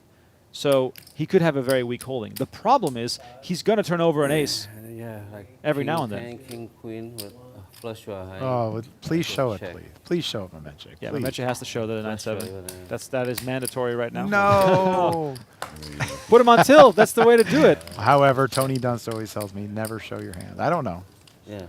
I would just love to show John that hand. Absolutely. That was Mameche. Good day. Thanks, man.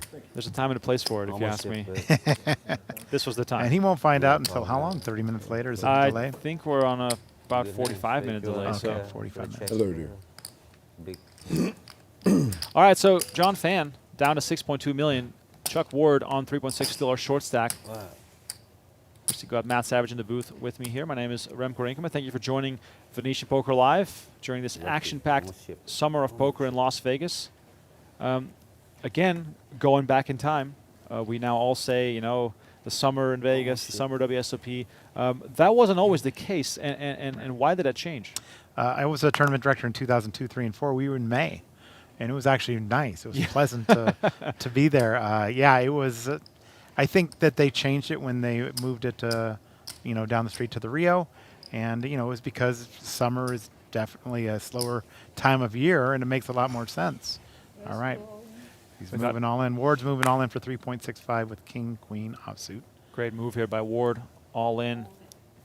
Put the decision with your opponents, and for him, picking up the blinds and antes has tremendous value. When John does fold quickly once, this is good. That was quickly for him. So nice pickup here for Ward. He gets another free round of poker. So then 05, things move to the Rio. So 05, things moved to the Rio, but they did actually have the final table at Binion Horseshoe. Final 3 tables. Final 3 tables, yes. I remember Greg Raymer made it to those final 3 tables, so he got to go back after he won in 2004 to do that. So the reason why I remember that is because in the early days of the podcast that I would do with Donnie, one of the things that I always brought up was they should have kept that. The final 3 tables, back to the old school. You know, there was something about that mystique that still makes those old broadcasts have some additional flair, if you will. absolutely. Here he goes again. Nice. This time with ace deuce. I like it. Spades. Ward applying the pressure. He's got, quote unquote, nothing to lose, given the fact that he is the short stack. Of course, you want to make the best decision possible, but ICM, not a concern for him. Now, for those keeping track at home, with the big line ante at 400K, there's $1 million to pick up just by going all in and getting no callers. But he is likely going to get looked up here. Rzentkowski finds pocket 8s in the small blind, and 5-handed dynamics with these shallower stack sizes. That's a really strong hand.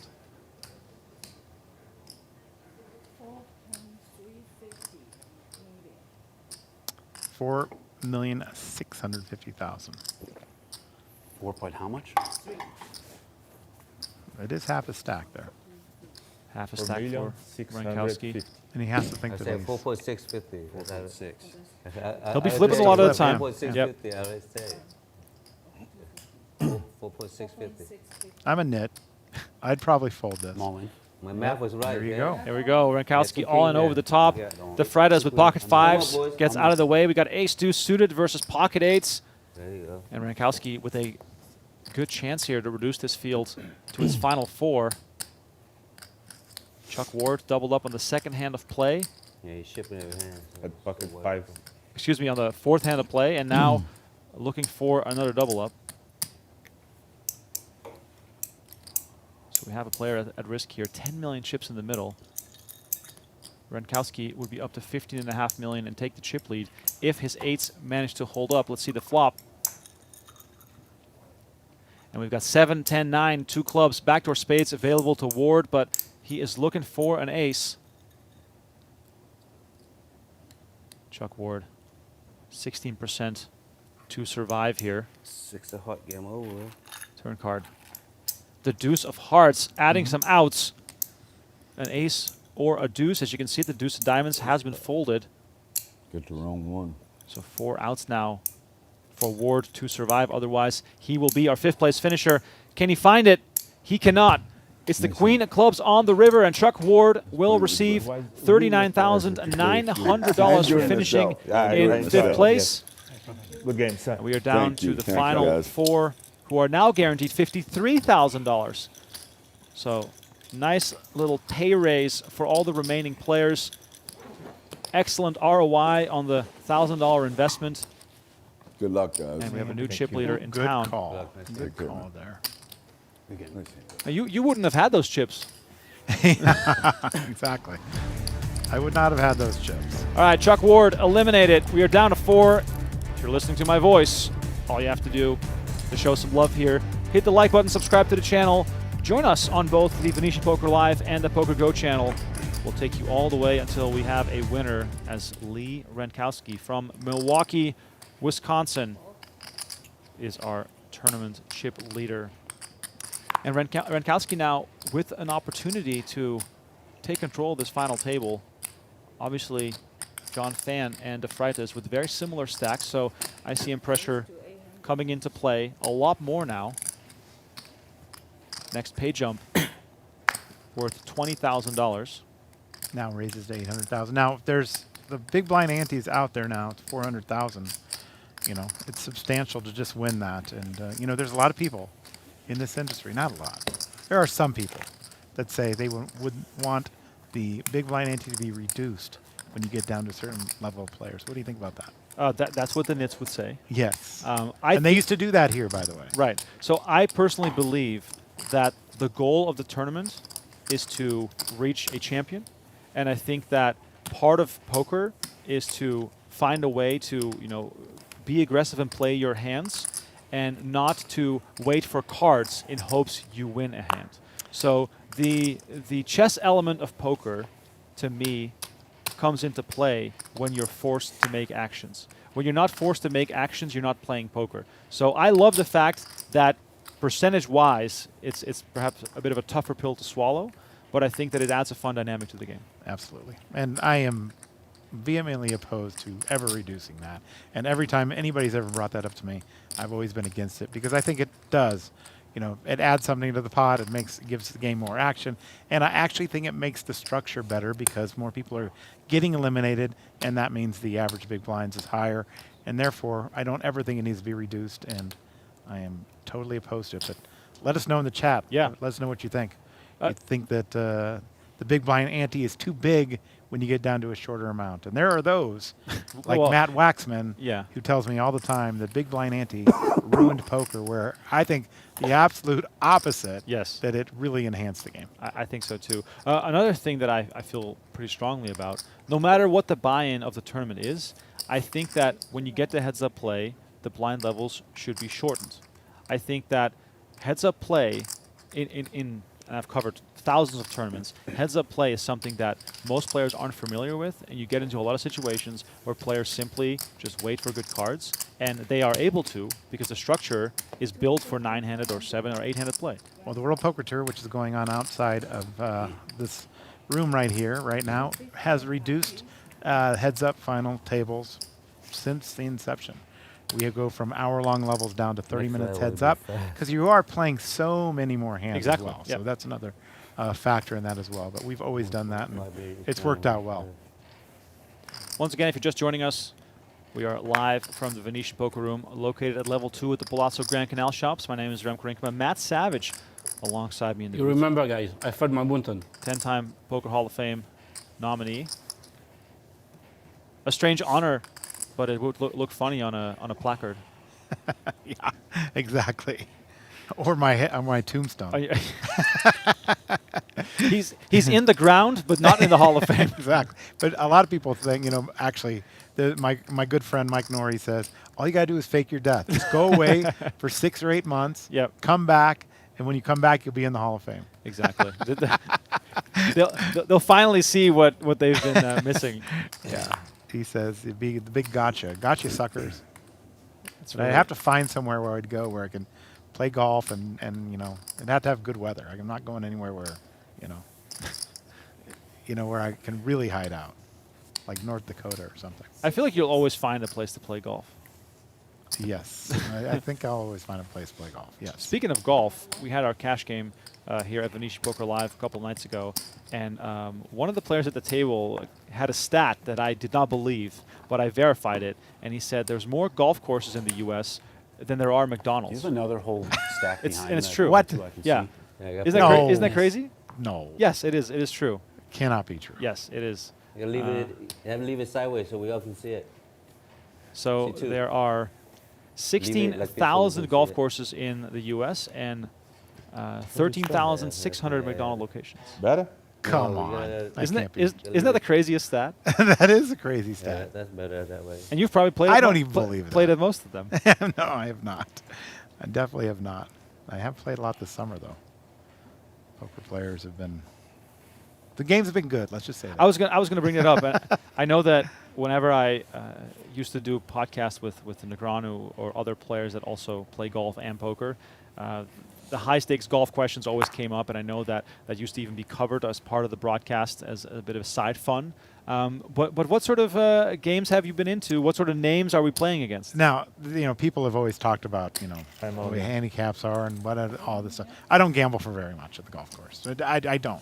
I don't gamble for very much, but I do like the competitive side of that. And games vary.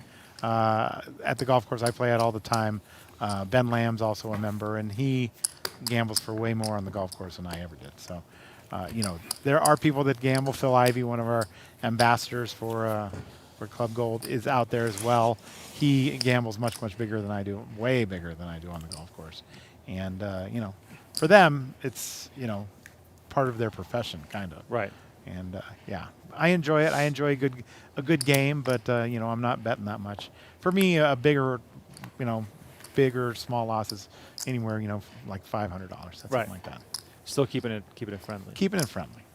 I mean, the cost of a round of golf alone is ridiculous. Is these worth days. gambling over. It's sure ridiculous.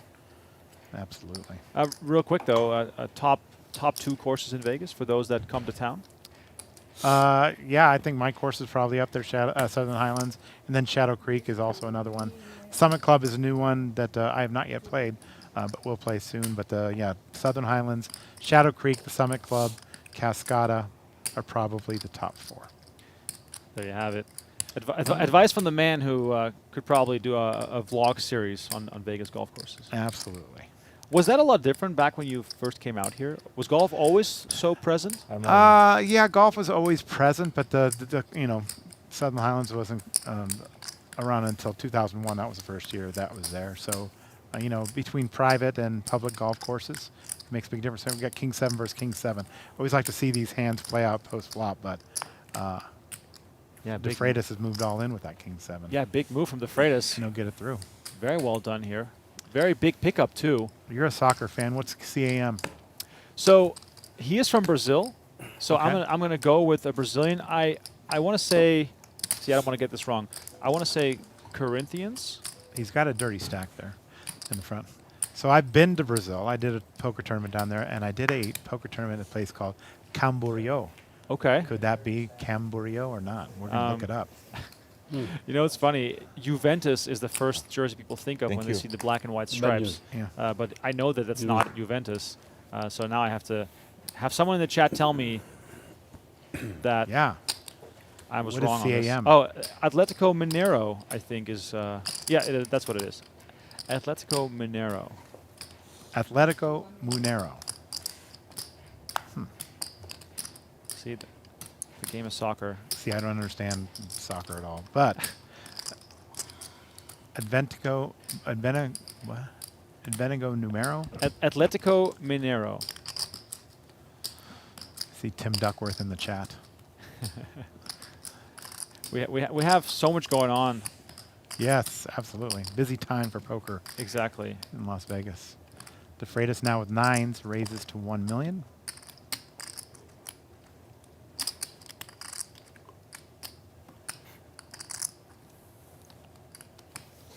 John Fan with King 5.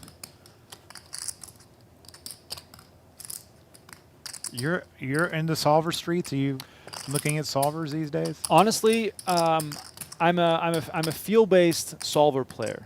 Okay. So I assess and assume what the solver would do based on what I've heard around me, if that makes any sense to you. Okay. But yeah, I'm definitely leaning more towards the studied approach, but not because I have studied, but because I've listened to a lot of people that have.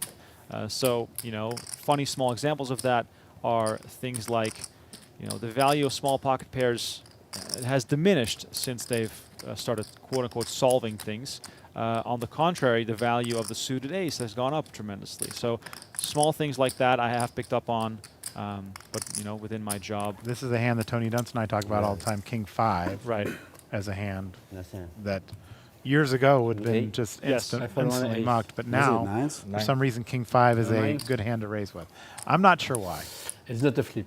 Maybe you can explain. I folded bottom. I folded a small blind. I think that the fact that you have an overcard against every pair, except for aces with King 5, that already gives the hand so much more value.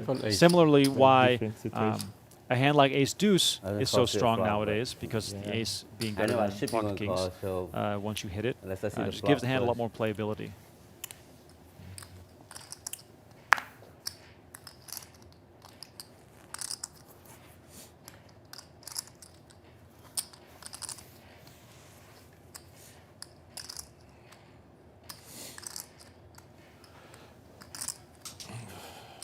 Mameche folds his 6-4. Now to John Phan.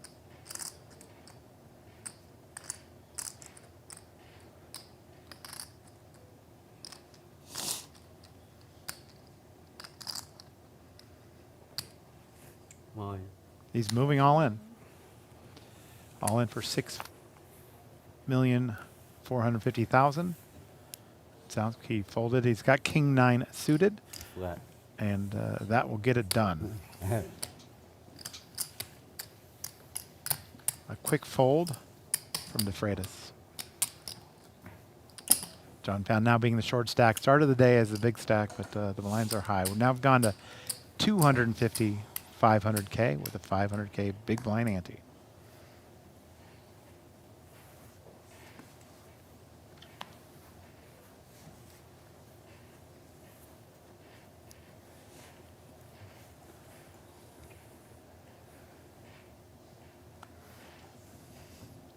Mameche now with Queen 5, he folds. 2008 Player of the Year, John Phan.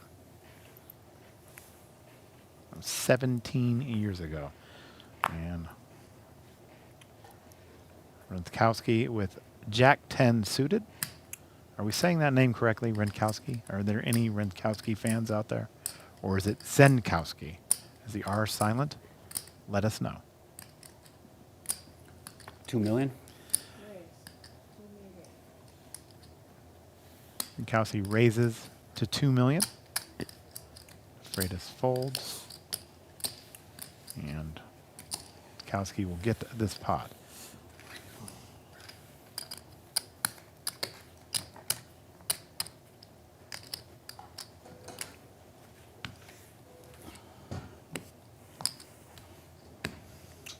$144,000 for first place.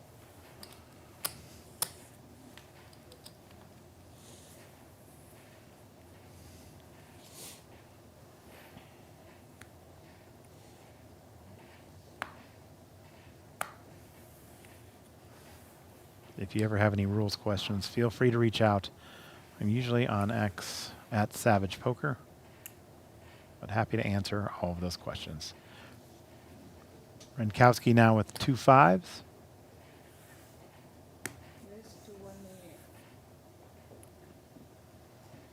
And he raises to 1 million. Now to Freitas now with kings.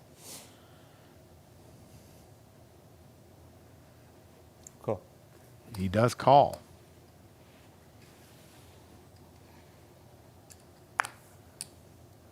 How much, please? 1 million. Mameche now with Queen 9. Considering what to do here. Now, De Freitas just called with his kings after Rzentkowski raised to 1 million. And Mameche also makes the call. So 3 players in this pot as we'll go to the flop. De Freitas with the kings. And look at this flop, Remco. Wow. Open-ended for Mameche. And now, the Freitas probably scratching his head. One of the worst flops you can see when holding pocket kings. All those 10-8, 10-7, 10-9, or 7s, 8s, 10s type hands within the realm of possibility for your opponents. And it gets checked to the initial raiser here, 3.5 million in the middle. 1.8. And Rzentkowski is just going to continue here. 1.8. 1,800,000.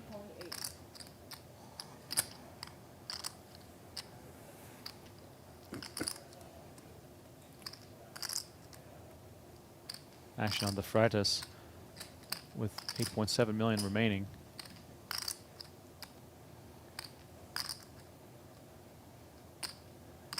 I don't think he's ever going to fold, but how we're going to continue is going to be interesting. Oh, there it comes. Wow. Comes with the check raise. 5.9 million. Mameche was hoping to just get his chips in there to see if he could make the straight now. He's facing what would put him all in, I believe, or close to it. No, not all in, but a big portion of his stack. And you can see the consternation on his face.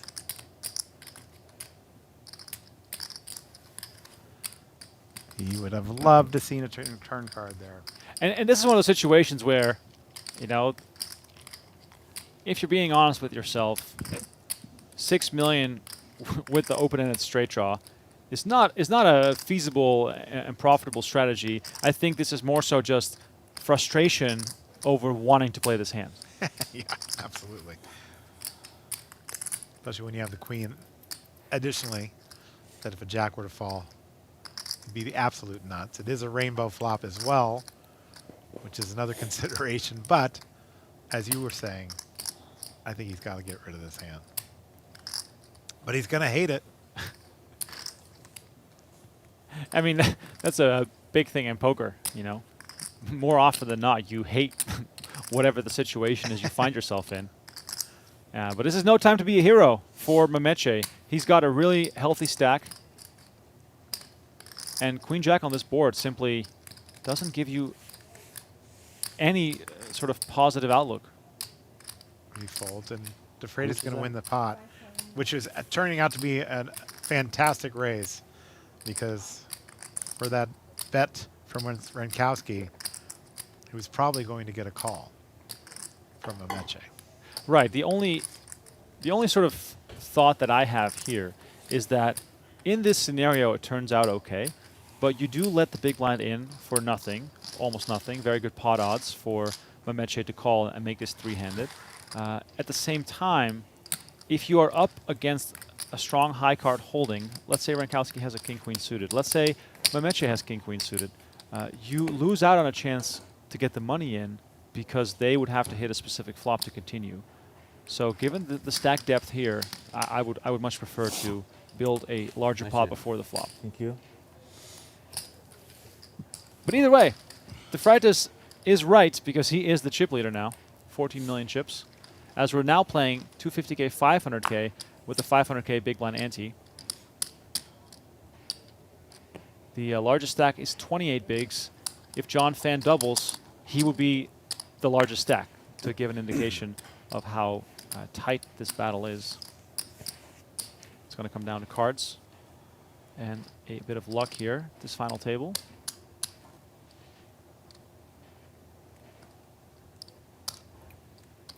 Once again, Matt Savage joining me in the booth here. World Poker Tour has arrived back at Venetian today, day 1A of the main event. But you guys are also doing a bit of a celebrity cash game action. Yes. Tell the people what they can expect. I'm not exactly sure who the entire lineup is yet, but I know that Alex Botez will be here. Chess Grandmaster, right? She's been on some of your shows. Has she not? Botez has been on a variety of cash game shows. And I think I think it's Botez and friends. She's bringing a variety of her friends to play Sounds like a game you might want to play in. Yes, if I can borrow some money, Matt, I would love to partake. Well, Donnie may have some extra money. Maybe he'll put you in that. That's true. A jam before the flop. That stream will happen on July the 14th, and jam. Magnus Carlsen, the best chess player of all time, also featured along with influencer Bryce Hall and Sarah Safari, Zach Justice, and David Lade. Magnus Carlsen is a real celebrity, is he not? That's a true celebrity, yes, in the truest form. Carlsen, who also played in the WSOP main event, He wasn't the one with last year. He wasn't the one accused of any scandals. No, you're thinking of Hans Niemann. Okay. Yeah. Okay. By the way, those were just allegations. Those are just allegations. And gossip. No facts behind it. I see. I don't know. I'm not that deep in the chess world, but I caught wind of that little controversy. Mameche now. Queen 10 raises to 1 million. Yeah, and 1 million now, the minimum raise, which is always a funny time in the tournament where you're not even able to bet less than $1 million. John Fan in the small blind with 7-5 of hearts. More of a first level type hand, not necessarily a final table hand. You might say posturing. Oh, absolutely. For the World Poker Tour this week, are there any player names, any perhaps notables that you're expecting to see here as we see Rzentkowski with King Queen? I would imagine anybody that's still in town would be a part of this event. It's a chance to put your name on the Mike Sexton Champions Cup, something that only about 300 people have ever done, and 4 million guarantee for 5K buy-in is, like I said, a great prize pool to be had. So I would expect pretty much everybody in town to be here. 8833 on the board. Rzentkowski in the lead with King High. And again, a check from Rzentkowski with King High. I wonder if Rzentkowski thinks that King High is going to be good here some of the time if Mameche does decide to bet. I know we're dealing with shallow stacks. Mameche also cannot afford a misstep, and we see this hand check to the river, and there's a full house on board. Are you one of those guys that likes to do crazy things here and like shove? Well, just to try and pick up the pot. In this case, you probably could. Nothing indicates that your opponent has a big pocket pair. Right. But in some cases, even though the board would assume a split, you could still get crushed in a way. Yeah. Obviously, pair of nines here would have taken it. And where is Mameche from? From France. Oh, it's from France. Okay. He is. His first name is Simone Mameche. Thank you. This is by far his largest result already. Only 13,000 in career earnings on the live felt. We are dealing with a wide variety of players as we look at the Bat Beat Barrel promotion running all year round here inside the Venetian Poker Room. Any aces full of king's hand beaten by a better hand in any qualifying promotional cash game, and you will select a Bat Beat Barrel cash prize envelope from our drawing drum. Prizes range from $250 up to $5,000. Official rules available inside the Venetian Poker Room. And on that note, right next to the drink station here inside the poker room, there's a whole wall that has promotions, tournament structures, tournament schedules, everything else you might be interested in. So when you come play here, read up on the most current promotions and upcoming tournaments. That was already a highlight of the Venetian Poker Room when I walked in here and saw the soda station. Oh, beautiful. It's amazing. Like, I don't see that you drink soda anymore, the way you look. Oh, Coke Zero is still allowed. Okay, it is? All right. Tim Duckworth's favorite drink. He always talks about it. It is the best Coke available. If Coke wants to sponsor the show, please get in touch. The fact that they have Coke here is amazing because so many places in town use Pepsi, and I'm just a big, big fan of the Coca-Cola. I'm with you on that. I'm with you on that. For us Europeans, it's always a funny thing when you come to the U.S. for the first time and you order a Coke, and they say, we don't have that, we just have Pepsi, which in Europe is not a thing. When you say you want a Coke, you get whatever they have. Oh, do you? So you Okay. get a Coke or a Pepsi because the Coke is like, that encompasses all those brands. There's a few of those out there. Like, what's another one? Tissue. I think Tissue is another one. Okay. That's actually a brand and not. Kleenex. Kleenex, yes, that's a good sorry. one. That's a good one. Kleenex, that's it. Did you know, by the way, I'm sure you've been to Italy and France, when you see the little tin, what looks like napkin holders on the table, the little flimsy, super thin, almost like useless little napkins, those are not napkins. They are. But people think that those are napkins. I think they are to pick things up from the table, and there's always people like, well, these napkins don't pick up anything. No, but you can actually ask for a napkin and they give you a cloth one, which is a bit different. Also, no ice in Europe in your drinks. Ice is on short supply. I'm I have sure, definitely noticed that. I'm sure you've noticed that. I always ask for more ice whenever I'm in France. I love France. It's a beautiful country. Good friend Bruno Fatoussi, if you're out there watching. Rzentkowski with another button raise. He's been very active on the button. And right now, de Freitas with ace-4 off, perhaps contemplating an aggressive move to shut this thing down right here. Calling from the small with ace-4 is just opening yourself up to some trouble potentially. You much rather have the initiative yourself. And John Phan, meanwhile, on 7.5 million, is just sort of hanging around. Another one that Tony's taught me all about. The old ace-5. Why is ace-5 such a good hand? Can make a wheel. These days. Exactly. Mameche King3. This table, I like the fact that he gave up quickly here. This table tension going up as we're guaranteed 53,000 with 144,000 up top. One misstep and you're on your way out the door. And you're just so close to the big payout. Absolutely. Do they allow deals here? For discussions of deals? They do. Oh, they do. They do, yes. I do believe they have to leave something to play for, which I also think is completely reasonable. We have that rule on the World Poker Tour that they are allowed to make deals, but the first place has to win the most money. That makes sense. Yes, that makes sense. And we also have seats into our World Championship as well, which will be held later this year. Yeah, actually, I'm glad you brought that up. What does the rest of the calendar look like for the World Poker Tour? We've got a lot coming up. I'm going from here. Actually, I'm going to go the day after this tournament. I'm actually going for a TDA meeting in Taiwan, and then I'm going to go to Singapore. But right when I come back from there, I'm going to be flying back out to Cyprus. We're going to have an event in Cyprus. We have an event coming up in Taiwan next month as well. We are going back to Australia and then back to Seminole Hard Rock again, and another event in Thailand, and the final end of season will be at a property next door. Right, I'm not sure if I'm allowed to say that here. I mean, Vegas is yeah, in Las Vegas. In Las yes. Vegas, that's in Las Vegas covers it. But that's an action-packed calendar. It is an action-packed calendar. I'm excited to get back on the road. I haven't been on the road much this year. Last year I was traveling about 7 months, but this year it's been a little more calm, which is fine. It's been nice to be home here in Vegas for some time. John Phan now calls with a Jack-7 suited. Ace, Queen 9 on the flop, a rainbow flop.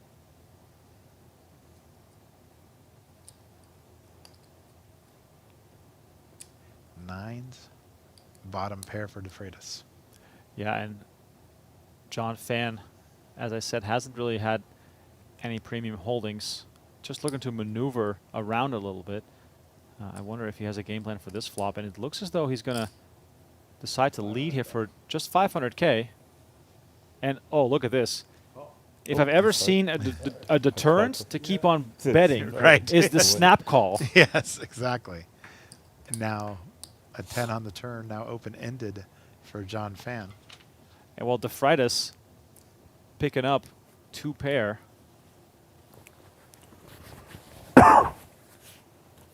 And Phan might think that this is a good spot for him to continue now that he's drawing both ways.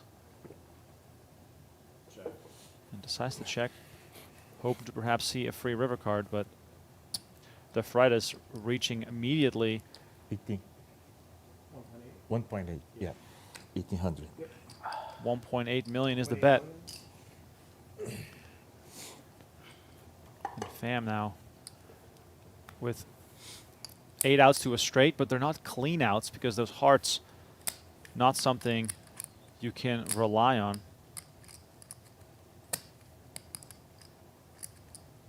It's funny when the Freitas said that, he said, I think he said 18? 1800, yeah. Yeah. We get those rulings all the time. And, you know, poker is such an international game, and English is, you know, while it's the accepted language through the TDA, but also the local language, it makes those decisions when you get called to the table a lot more difficult. Obviously, in this case, what he said was 1.8 million, obviously. So luckily, John is not challenging that. John Phan, as I mentioned, with outs to the straight. 2 of those outs are not very clean. At the same time, it's about a half pot size bet here to see a river card, but the stacks are so shallow that he cannot, in good conscience, continue here. And the Freitas now up to 16.2 million. 10 bigs for, or just shy of 11 bigs for John Phan, the Razor. Thank you. Thank you. Yeah.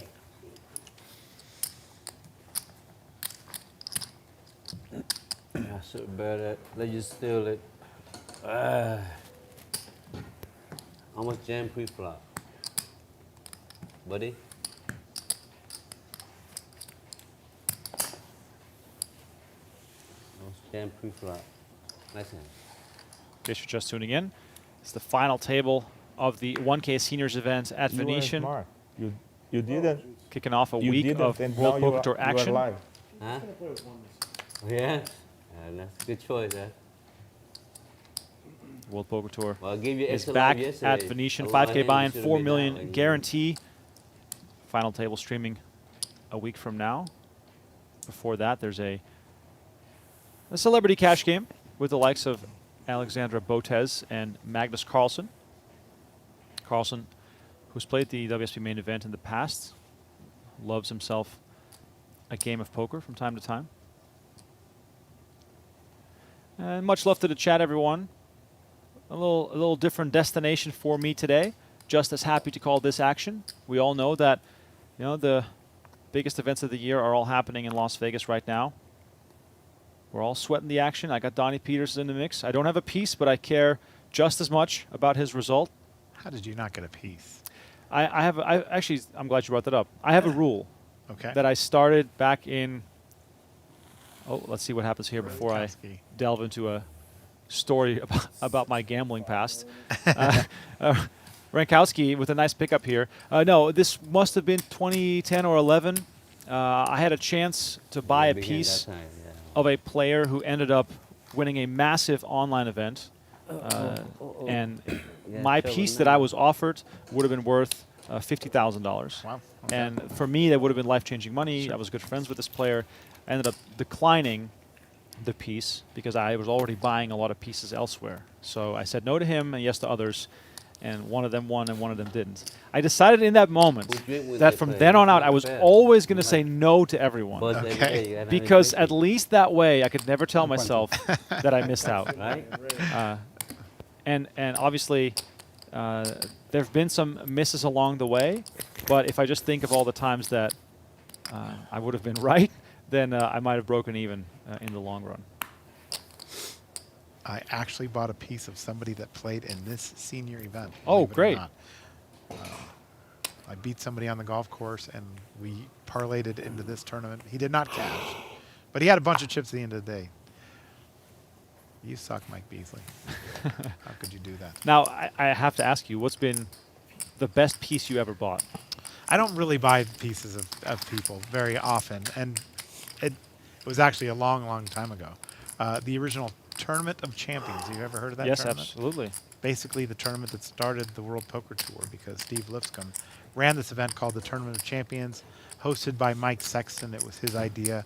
It was his brainchild. And I had the player that finished in 5th place, a guy that has since left us, but a guy named Dick Corpus, a guy that I always considered the best reader of players that I've ever seen in my life, up until I saw Lane Flack in 2002.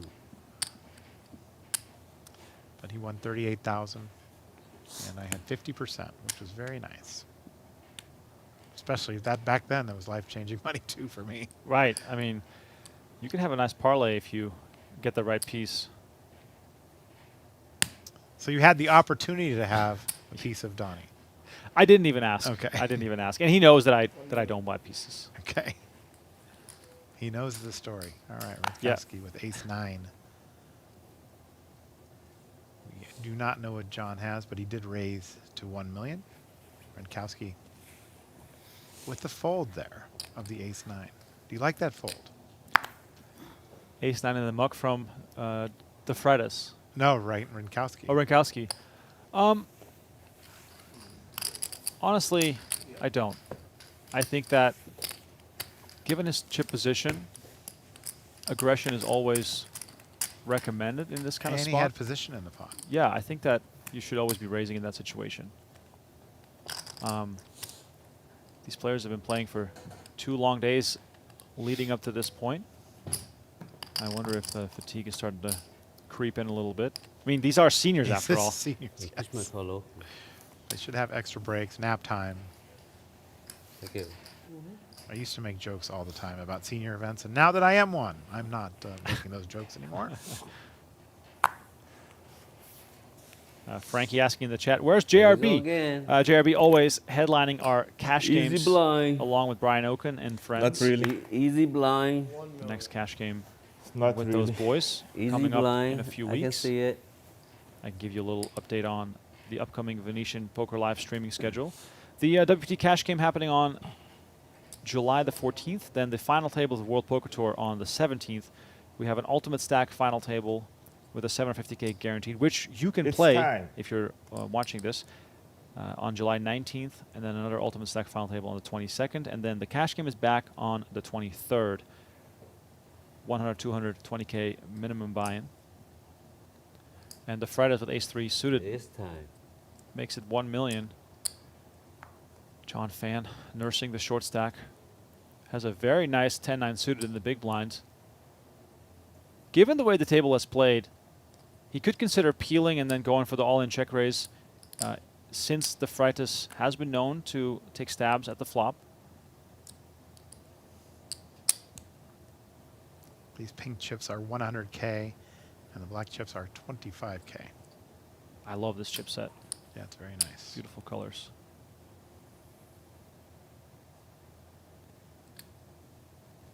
That's the other rumor out there that I've started this fad of tournament staff coloring down the chip stacks to next to nothing. You're sitting next to the right guy to have that conversation with. But this is exactly the type of situation that I was thinking of. John Phan flopping an open-ended straight draw. I know it's a paired board. I know there's a flush draw. But given how tight these players have been, if the Freitas takes a very small stab here, I would love. Oh, and look at this. John Phan looking at his own stack, maybe thinking of leading here. 700,000. Oh, comes with 700. I mean, he'd like to win it right here. Now, the Freitas must be thinking, would he ever lead with a jack? Would he ever lead with a queen? What sort of hands would he prefer leading with over potentially check raising?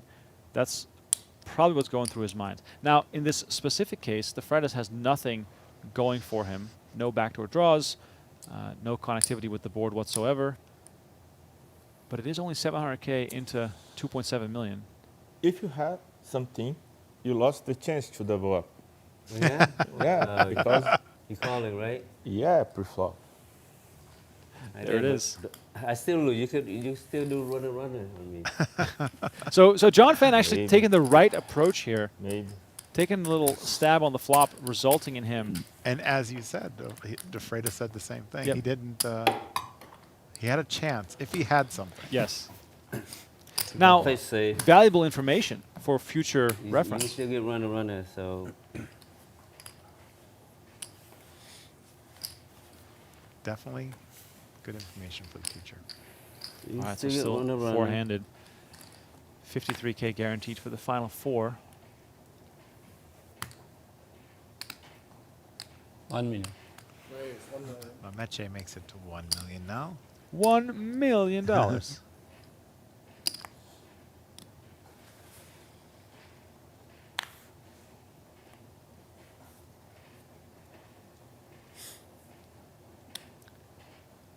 John Phan looking at his cards before putting them on the reader every single time. The evolution there also quite fascinating. The old lipstick cameras used to be the only way to get the whole cards as part of the broadcast. And I know from talking to Maury Eskandani, they used to have all those camera feeds. They had to sync up with the footage. And John Phan now all in for 7.4 million. The first time we've seen him shove at this final table, and it's hand 48. So this must be quite a significant. Quite a significant hand. Matt, give me some ranges here. What is John Phan going to show here? He has ace something. I can't be bluffed. I don't know what exactly he has, but I believe he has ace something. And I don't. What do you think he has? So I think it's at the very least a suited ace, or if it's not suited, it's at least ace 10, ace jack. Also, as far as I pocket was thinking ace 10, but ace 10. Yeah, I think as far as pocket pairs go, probably at least sixes or sevens at the very least. Mameche not really with the decision here. John Phan has Now you have, huh? been very tight, and he doesn't have a great hand. Lots of posturing at this final table. Lots of Hollywooding. It's like we're traveling back in time. and you see the triangle next to John Phan. That's another interesting story about the triangle, the all-in button, and how it started. Sit down. I'm going to assume do it. It became a triangle because the round shape was too confusing with the button. Nervous. I brought these triangles to Asia. I Oh. bought them myself. Oh, he's scanning them. Pocket fives. Fives. Wow. Whoa. A little on the looser side here, but Yeah. I do think it's the right move. His image is good for it, and he needs the chips desperately. 3-6, Wow. So I brought these triangles. So I you bought right? them at a local company here in Las Vegas called Spinetti's that makes This is crazy, dealer yeah. buttons and things like that. And I brought them to Asia, and when the first ever tournament drinking, was in man. Macau, I ran that tournament. And as I left those buttons behind because they wanted to use them for some other tournaments that they had locally. And when I went back to Asia, because I went back to the Philippines and to Korea and different places, everywhere I went, the all-in button was a triangle. And so now in Asia, this is like a carve-out of the Tournament Directors Association, which they also use. If you hold up the triangle sign, it means you're all in. That's phenomenal. I did not know that. I explained this to the guy that took over from me at the Asian Poker Tour back in the day, and he's all, yeah, that makes sense. But yeah, they hold up a triangle to say that they're all in.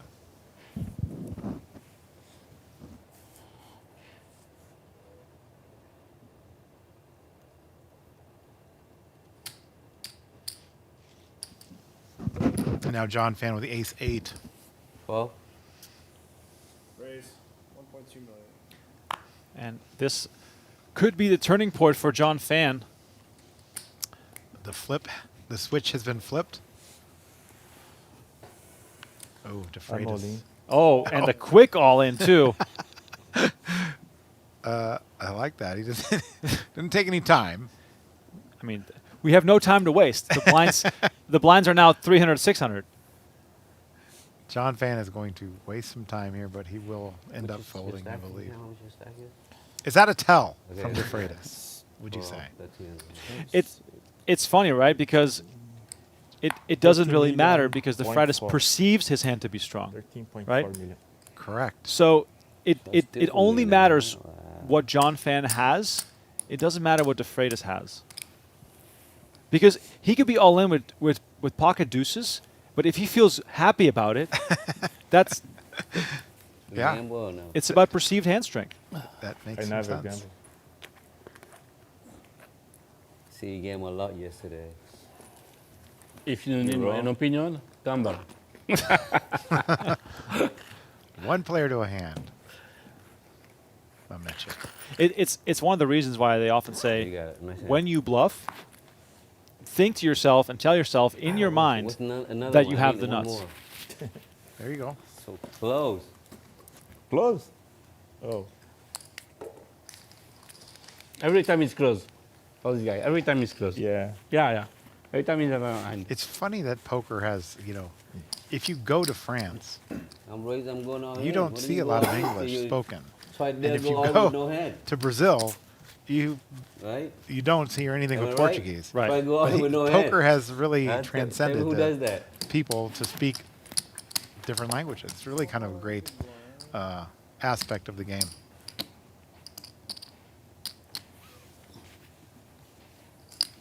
The Freitas in the lead, and Guys, I'm committed. Mameche, by the way, Oh, was the chip leader and has since been folding his way all the way down to 7.7 million. He was up to 13 million at one point. Now in a bit of trouble here as the short stack. And he said he was committed. But that's not going to... That's not binding. It's going to stop. It's not going to stop John from raising here. With 7-6 suited. 1.225. Oh, he's committed. That's getting. Yeah. He's running so cold that he has to put the jacket on. He's putting jackets in his backpack. And he may. 1.225. He is. He's kept his word. He's kept his word. Committed to at least see a flop. The two short stacks going at it. Rzentkowski and Freitas would love to see a larger clash here as ace queen 6 rolls off the deck. Fan pairing is 6. And this is one of those situations where what you can accomplish by betting is not necessarily that useful.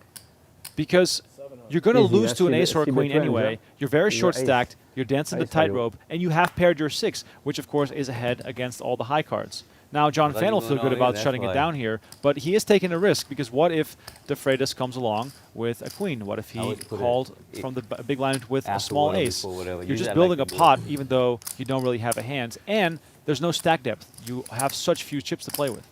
So he has to bet though, right? I mean, you're not opposed to him betting that. I Continuing and representing an ace or representing. I just think that the risk-reward ratio just doesn't work in your favor because you're going to get action from better hands, but you want to keep the pot small because you're already so short-stacked. You don't have a hand that can improve. You just have a pair of 6s on ace queen 6. we don't wanna play So basketball. I'm happy Not at this point. to be wrong here, but given the scenario, nobody given the know pay that jumps, given the scene stack in sizes, class I would class. play this more conservatively Accident because I think class that days. you're often going to get action from One thing about the only from better WSOP, hands. stop playing We're with up to like 3 and 600,000 now. 1.2 million. De Freitas makes it 1.2. Mameche now. This looks like a potential all-in shove. You've got to get some chips here at this point. I don't know. What does the solver say here? Get someone on the phone, Matt. No, what about me? What about the razor? It's not heads up, okay? Please. That's right. Mameche is right. John Fan should not be trying to influence action here when there's 3 players in the pot. Obviously, we're watching this on a delay, so we're seeing this as you guys at home are seeing it. But how funny would it be if you had a button where you could speak to the room? You can speak now. He can speak now. That is correct. That's not right. John doesn't like Look at that, my but chip he when I'm not even knows looking at my card yet. what Mameche's saying look is at over correct. there, he's raising you. You worry about him, don't worry about me. Nope. I haven't looked at my card yet. Yeah, doesn't matter, John. I don't even know what I have. Mameche's right. You worry about something that... Luca in the chat asking, Thank you. how long is this table going to last approximately? Well, until we are done.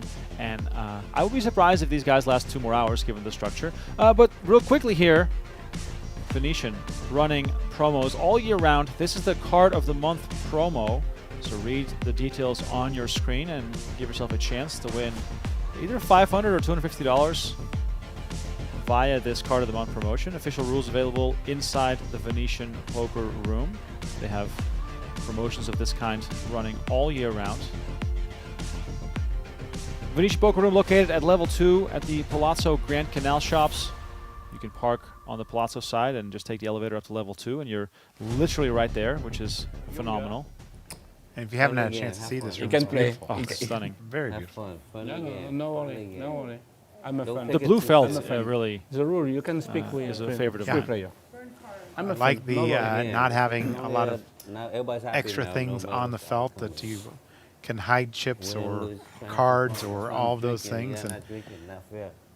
I've had people tell me that when they have the very busy felt, they actually use that as a angle to hide has to be bets and 1.2. hide things, Huh. which is really terrible.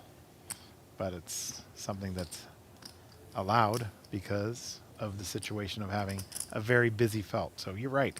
These blue felts are beautiful. And John Fan now, he's going to get looked up no matter what he does here, so he's got to be careful.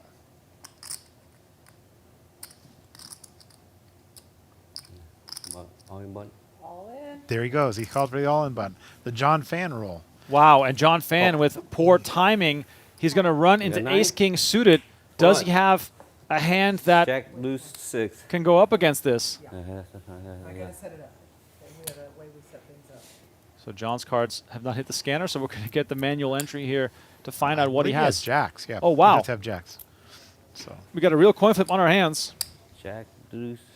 does have the jack of clubs. What do you nerds call that? A blocker? I mean, it's not a blocker in that sense, but it definitely blocks the opportunities to make a flush. And Fan here with jacks out in front on the 10 deuce 5 with 2 diamonds. The Freitas looking for an ace or a king. Or John Fan will double up to 19.5 million. Oh! Motherfucker. Ace on the river.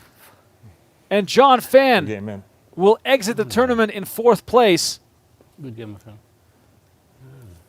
The Freitas wins a monster coin flip to go up to 27 million. And this is a tournament-defining coin flip. Okay. That ace on the river making the Freitas the hot favorite to take this thing down, as the Razor, who doesn't want to leave, will take home $53,000 as we look at the payouts here. Wow. That's a tough one for John. What a river card. 73K guaranteed for the final 3. And look, John Fan is still sitting there. He doesn't want to leave. I don't blame him. That was a tough one. A tough pill to swallow indeed for the most successful player at this final table. I'm sure we'll see him again in this studio as he is. He might already be playing again. He might already be playing again. All right, so 3 players left to battle for the top prize of $144,000. No matter how you spin this, this is going to be the most significant result of any of these players. From this point, this is their biggest result for any of these 3 players. Is that what you said? No, if they win. If they win, It okay. would be, yes. Okay. So Mameche only has 13K in earnings, I'm so sorry. making this final table for him was already the biggest The one. entry, okay. Rzenkowski, actually, I should correct myself. Rzenkowski's biggest score ever, which is funny, is $300 more than first prize. Oh, wow. So Okay. he's actually going to basically tie his best result ever if he manages to win. He won a MSPT event at Riverside, Iowa back in 2022. MSPT, Okay. by the way, coming back to Venetian in the fall as well. So Rzenkowski can basically tie his best result. And then for the Freitas, our chip leader, his largest cash was 100,000, which, funnily enough, was the 2023 Venetian DeepStack Series Seniors event. Okay. Back in 2023. That event had a $1,600 buy-in, and they made a three-way chop, which resulted in the final three players all getting 100,000, and the winner ultimately receiving 110K. So the Freitas, somewhat of a senior event specialist, also cashing both the seniors and the super seniors at the WSOP this year. So Wow. he's found his He's on the senior roll. He's found his target audience. I don't want to say it, but people do say that the senior events are very good value. Yep. And I know that to be true. I did play 1 year. I was pretty amazed by some of the things that I saw. Oh, look at this. A raise in the 3-bet with 5-3 and 6-5. Then Rzentkowski takes down this pot.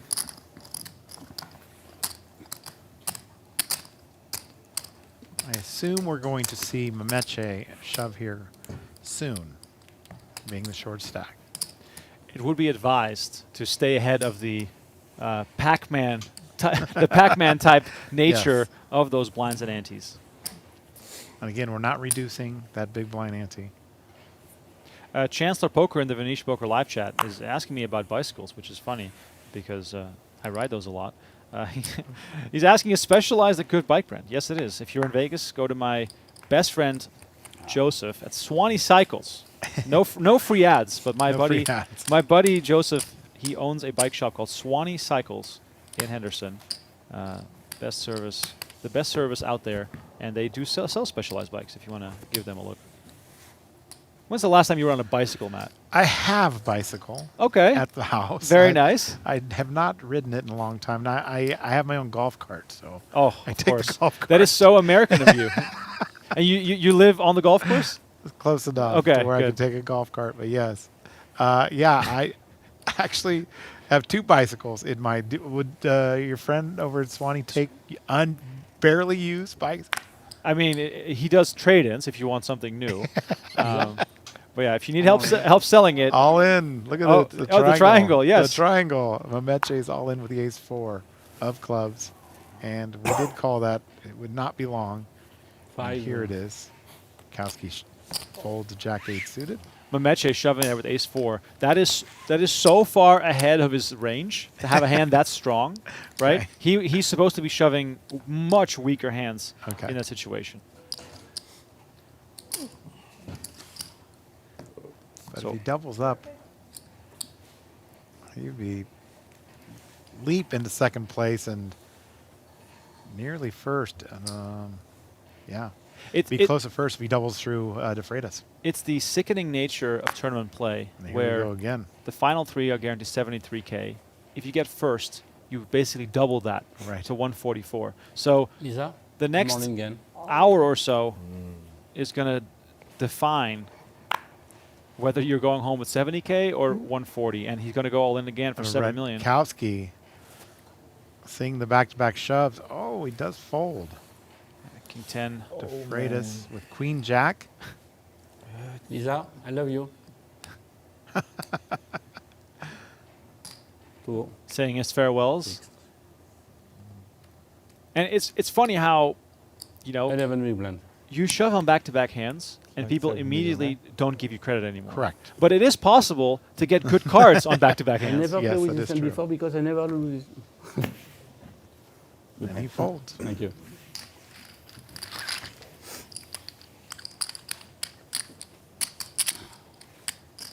What kind of card should De Freitas be calling with, in your opinion, on that? De Freitas Queen Jack. No, absolutely not. I think that we're looking at suited aces. I think we're looking at pocket pairs, probably, I don't know, 7s or better. For De Freitas to call there. I think so. I think it's simply a situation where you don't have to risk the chips. You can basically, with the big stack, continue to apply pressure. 1.2. I'm the farthest thing from a poker professional, but I think King Queen. King Queen I think is fine too. Yeah. Okay. King Queen is fine too. Yeah. Queen Jack, I think, is too loose.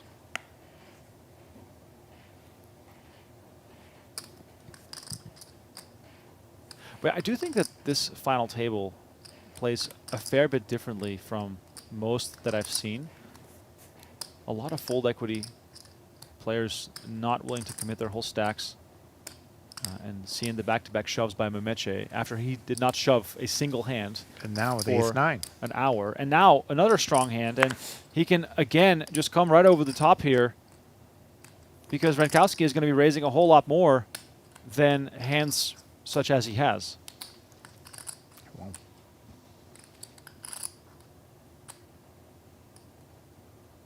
Isa. There he is. The triangle sign. All in from Mameche. Again, third time in 4 hands. And it don't snap call. It's good for me. That's correct. This is the kind of table talk I like. Which is it? A lot of talk out there about table talk, what should be allowed and what shouldn't be. And it's been a debate since the inception of the TDA. What should you be able to say? And I've always said, you can say anything you want, just do not disclose the contents of your hand. And, you know, that has traveled through the poker universe, and people don't really understand it, even to this day, what you can say and what you can't say about your hand. Right. Running hard. Speed up.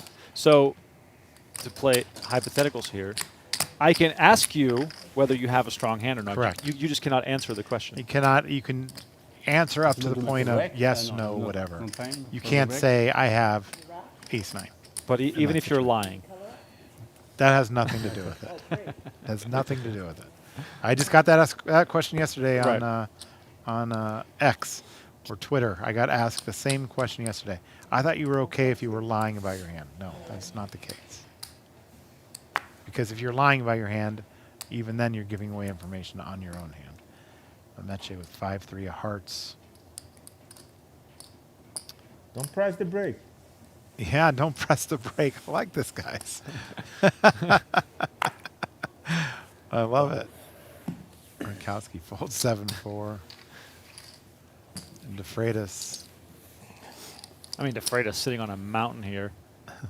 Just such a good spot for him. And from his perspective, you know, trying to win the tournament, you're much happier just to slowly chip away at both your opponents because it's going to make your chances of winning the whole thing far greater. Queen Jack suited. No? You still don't like it? To call a shove or to shove? Call the shove. I wouldn't call a shove with Queen Jack suited. No. I think you could be running into too many king highs, ace highs that are shoving. And again, you know, take into account the player that we're facing. Mameche may give the triangle once again. Yeah. And I again would recommend it. By the way, he is up to 16 bigs, though, so we do have a little bit more room to play. And we are also no longer the short stack. Like you said, he's done it 3 of the last 4 hands. So maybe he's not getting the credit, but he did make a raise. And now Rzentkowski with kings.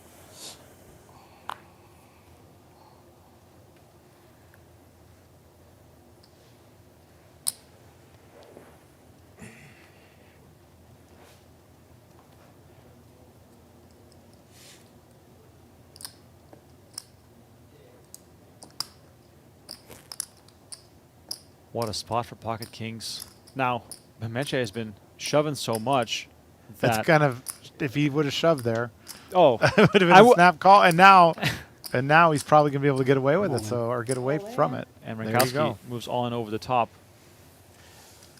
And of course, you know, Mameche's raise versus shove only a result of the fact that it just has more chips. Yes, from we don't this one. Okay.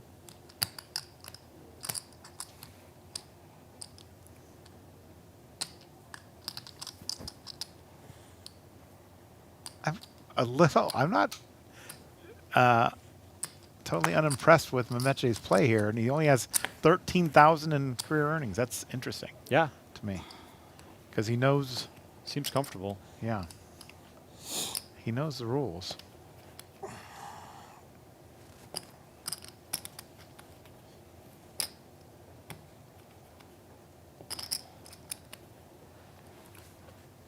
Rzenkowski's been a lot more on the snug side, wouldn't you say?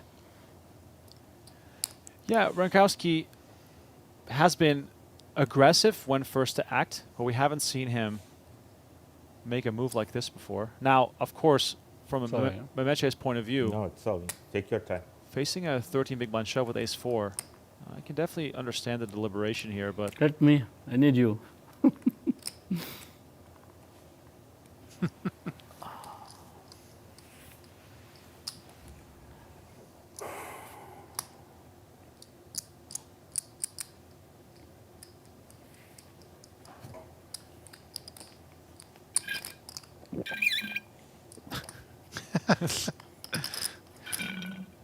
Great microphones in the studio. oh yeah, excellent.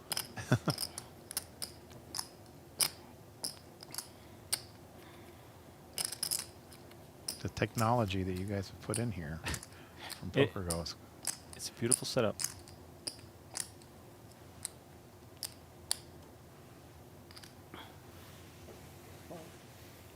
Does let it go.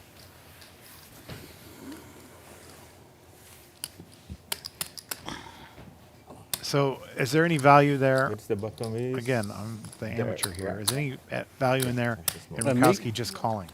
Now, you saying that you're just an amateur insinuates that I'm maybe not an amateur, Yeah. but I also am paid to talk, not paid to play. Okay. But I would say that given this scenario, I think that the jam is going to get a fair bit of action. I think that calling is just an amount of trickery that it's not really called for in this spot. But I do like the question. I think that I would rejam there all the time. Yeah.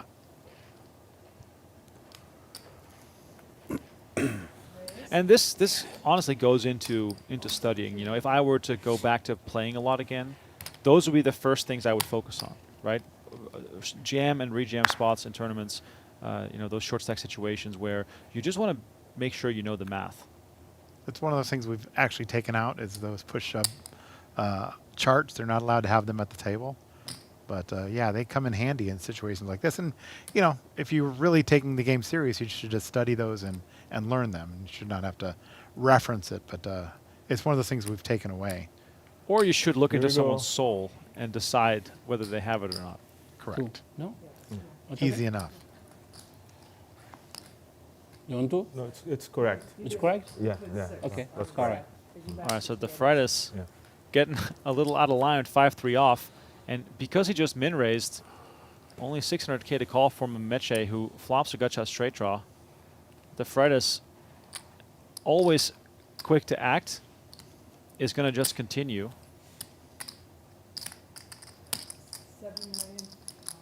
750. Just 750K into 3 million. Small stab here.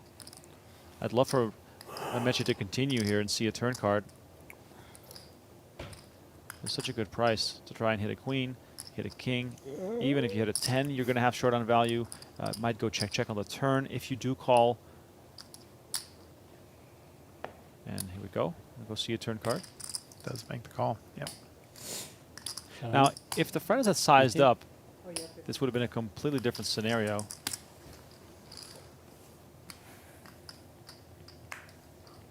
Four spades on the turn.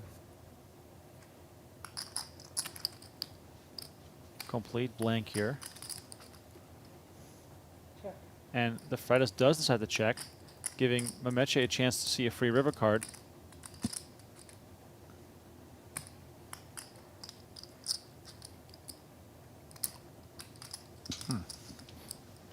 But now if Mameche goes small bet here, then De Freitas has something to call with as well. Yeah, he has the open in the straight draw now, which is funny.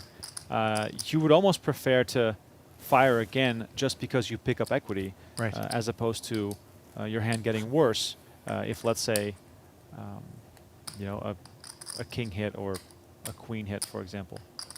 I'm worried about your health, sir. Really? Can you? Oh my God. I'm all in. He's all in. Oh wow. Really? Oh. Comes with the jam on the turn. Oh my God. That is very unhealthy.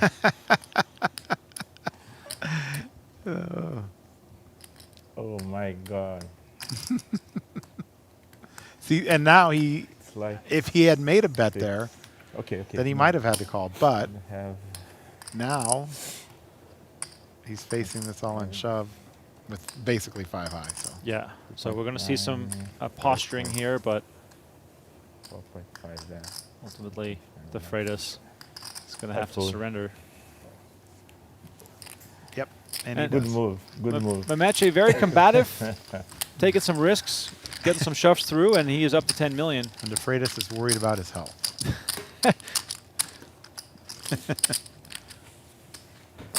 Congratulations to Nick Schulman, the newest member of the Poker Hall of Fame. Okay, there we go. Congrats to Nick. I'm sure Twitter will be full of Nick Schulman stories. I should have announced it earlier because See, when they had You enough, already knew? I announced it last year. I announced it like 2 Oh, hours early. oh, yeah, And yeah. I was getting calls from Poker News and from Poker Org, and they're saying, "How did you know? How do you know? What? Who told you?" I said, "I just know that Android is getting in." I could have done the same thing this year. Damn it! Kind of blew an opportunity there. I knew it was going to be Nick, but just good. Nick's a great guy. You work with him often. Yeah, phenomenal. Phenomenal person, phenomenal player, phenomenal commentator.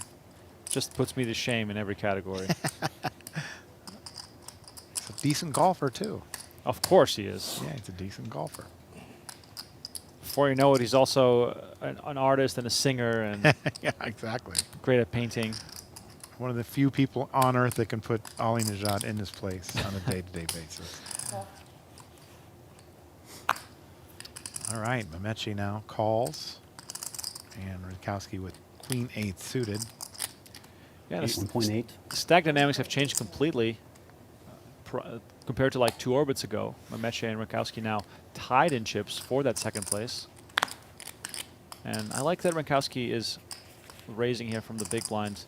You got a suited queen. You're going to be ahead against the range that Mameche has, and this way you can take control of the pot, and he does just pick it up here. Once again, welcome to the stream. Venetian Poker Live, Seniors Event Final Table. $1 million prize pool, 144K up top for the champion. My name is Remco Rinkema. Matt Savage alongside me in the booth because the World Poker Tour is here at Venetian. Day 1A of the main event underway today. 5K buy-in, $4 million guarantee. So if you're looking for a summer saver or just a way to make your summer even more successful, come on down to Venetian. Multiple starting flights. How many starting days? 3 starting flights. The last time to get in would be around 8 o'clock on Sunday. So get down here before then.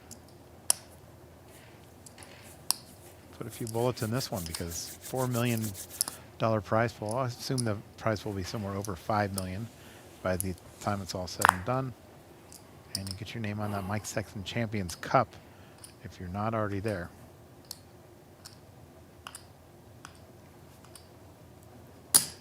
Rzentkowski doesn't want to just surrender here, but the Freitas finds a real hand. All in. And he's just going to jam. Make no qualms about it. The pace of play has picked up since we've gone 3-handed. I'm not sure. I don't know why. I'm not quite sure why. The pace of play has definitely picked up.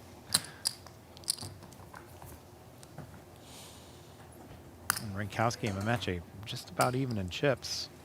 Yeah, it makes it harder for them to play because you're sort of looking at the other.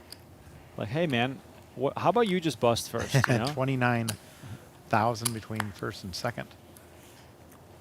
Yeah, it's a huge swing.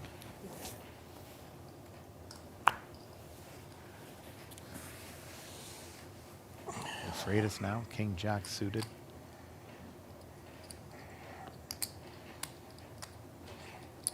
So now this is the hand, raise, shove. You can actually get away with calling with this hand, correct? I believe so. It's more now. Now that both Mameche and Last Rzentkowski time I have let you 17 hit big that blinds on top. 9. I'll be less likely to see that. I have to make it a little bit. You don't want to play against me? No, Too big, man. I just have to charge the current price for my hand. Price of poker going up here at the final table. That's the other misconception that's always been Correct, taught about right, me is that I for don't, my hand. because I don't want people discussing or disclosing cards in their hands that I don't like Last table time talk. was I cheap. love table talk. Let's get that clear. I To a point. made a mistake. I see. There's some people that have made a name for themselves this summer that maybe the table talk was a little bit too much. Okay, where do you go? Pretending like the 5 deuce was a real decision. Yeah, sure. I show you both, and when I asked you, you show me. Next time I ask you, show me. Okay, deal. Quick, All right. quick deal being made here. King Jack. King Jack. That's the type of hand you want to show. Like you don't want to. Yeah. The funny thing It's is, an obvious one. him proposing that deal Yes. tells you all you need to know. Exactly. That he had something legitimate. So many. And now he's got protection in the future. Right, exactly. So many levels to the game of poker. The Freitas not stopping there. He's going to raise the Queen 6. Yeah, there's just so much to pick up here. It's a 1.5 million every time you raise. 64 hands into this final table. The final 3 guaranteed $73,000. And in the back of your mind, if you're not, a professional, you're thinking, well, he just did that with King Jack suited, so he must have something. Right. Right? Yeah. So he's getting double credit for showing his cards, but he didn't necessarily have to.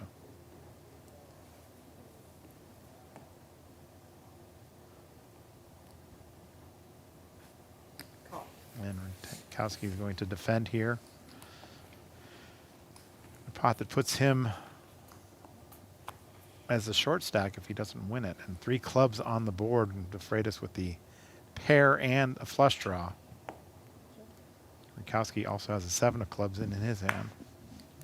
Making sure we do have a club. The look back. And there comes the bet.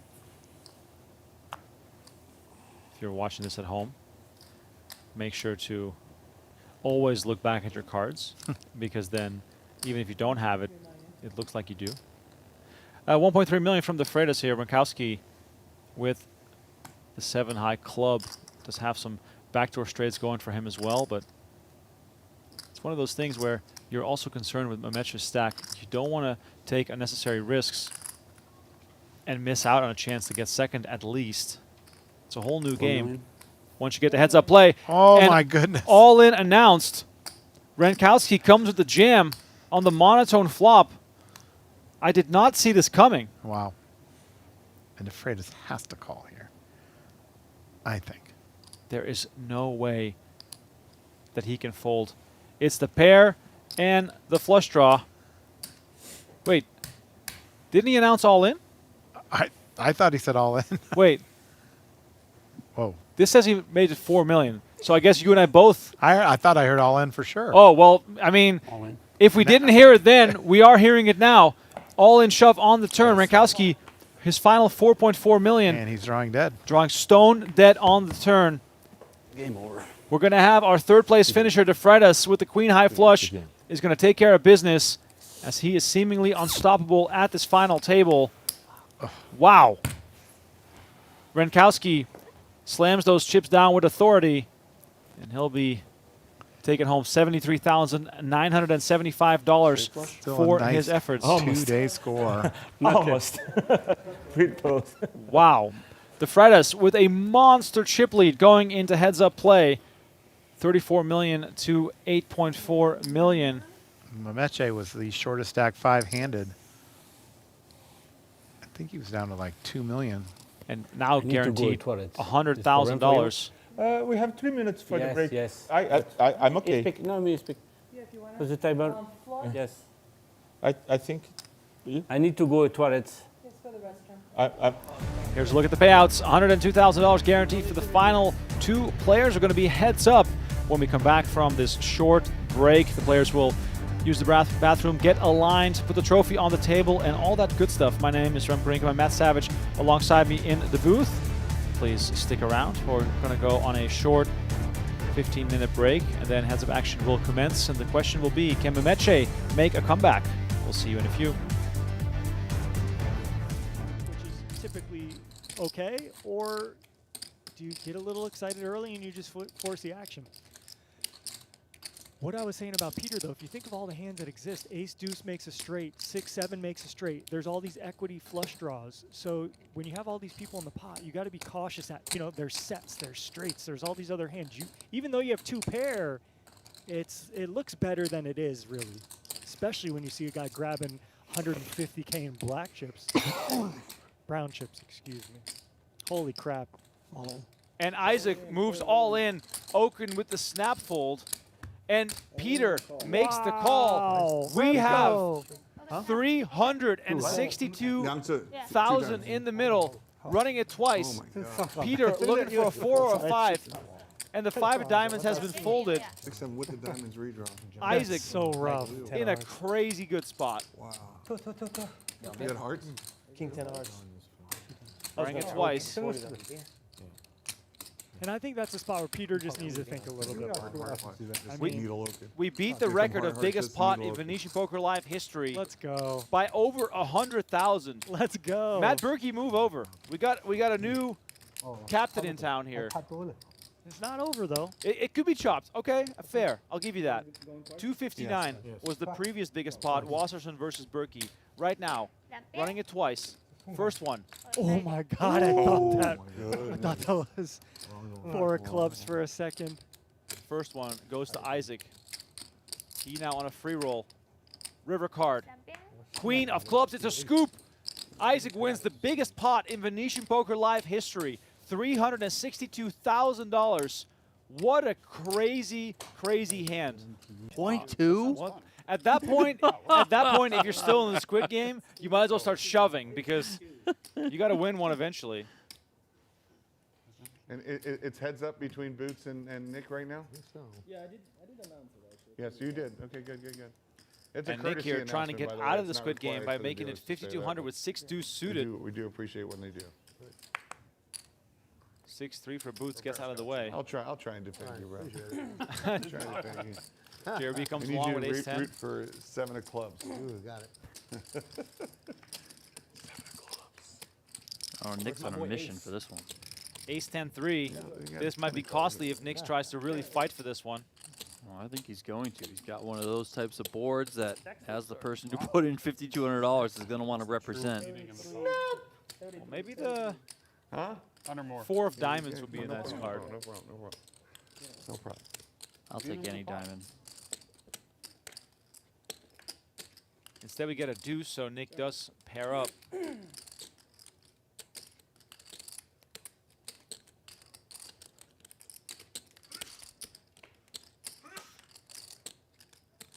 Action goes check, check. 5 of spades on the river.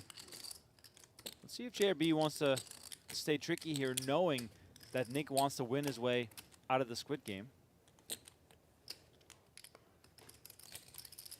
But instead, JRB is going to come out swinging. Donnie, would you have liked to see him check here? Nick has to bluff if he... Yeah, I know. That's what I'm thinking of, is that you just can really let Nick hang himself here.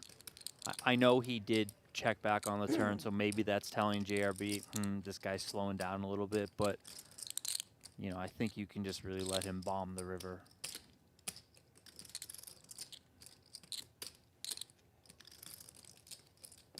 Is he going to call? Oh, wow. He calls. Nick Salem with the hero call, and JRB gets a ton of value, and Boots will be happy with this because the Squid Game is still on. Clubs was better than the 7 of clubs, all right? I protected you. That was a big one for JRB. He's loosened up a little bit. 28. And he's going to try and punish here from the straddle.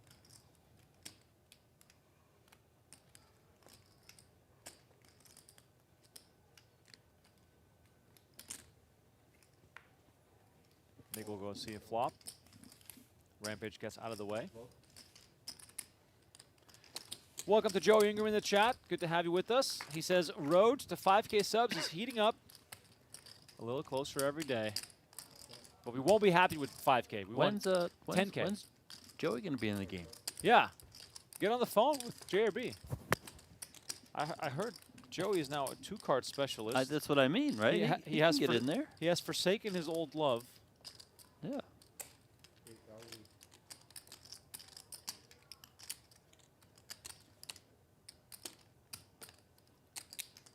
Well, you made a pair now, Nick. I mean, a pair is good enough. I'm sort of surprised at Oaken on numerous occasions now, check and flop as the initial raiser, and then betting the turn on what has looked like an inconspicuous card. yeah, I mean, I think he's... I mean, I think he should just be betting flops like this, right? But I also think that maybe he's thinking, well, in a way, kind of like see where I'm at. Like, I'll just check, and if he checks back, then I have, you know, I can just fire. Oh, wow. Snap call. Oaken bets 17,600, and Nick snaps him off with 8-5. What the fuck happened to this? What the fuck did I just miss? You see the confidence I called him with? I never seen you throw one chip. Look at this. Welcome to the Nick Salem Show, ladies and gentlemen. And Boots here trying to evacuate himself from the Squid Game. Makes it 3,000. Oh, here comes Nick. Oh, Nick with the big stack. He's going to make it 10K. Music to the... Oh, and Rampage finds 9s. Sound the alarms. We might have a massive clash on our hands. And all-in announced for 27,800. Action back to Boots. Double check the cards. He's also going to move all in. I have a player. Yeah, sure. You're out? Ace-10. What the fuck am I doing? Nick Salem out of the way, folding ace-10. Rampage will be happy to hear that because it's going to be 9s against ace-king. 66,000 in the middle. He got me anyways. I couldn't play with moves. I had 10-8 suited, though. Yeah, Big one here. I would love. First board no matter what. is for the Squid Game.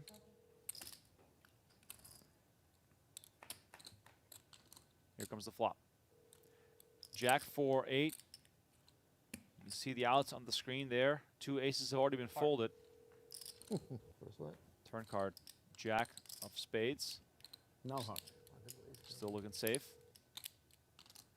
River's the 5 of diamonds, and Rampage gets the first one, and that means that Boots again, the loser of the Squid Game. Hola, Chanchi. Buenas noches. King, 9, 5, a set for Rampage. Boots looking for runner. It's not there, and Rampage winning 2 showdowns here with pocket 9s, and he's up to 66,000. This night for Boots has been something. It's unreal. It's unbelievable. Currently only 3 winners at the table. Nick Salem, Rampage is slightly up, but up, and JRB.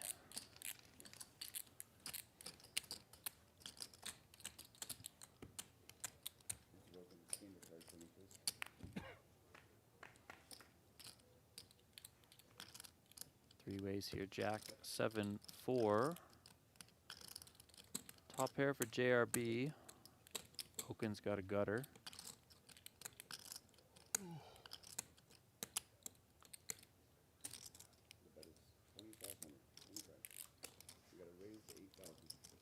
JRB is going to raise it up to 8,000.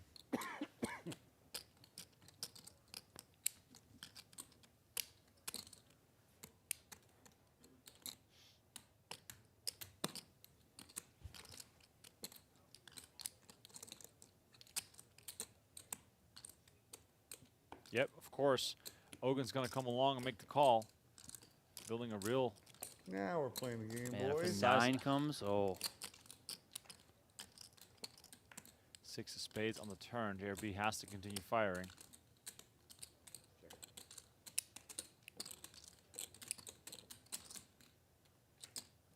Why did he check? Yeah, why would you give Brian Oaken a free card who could be in there with just about anything, you got to charge him.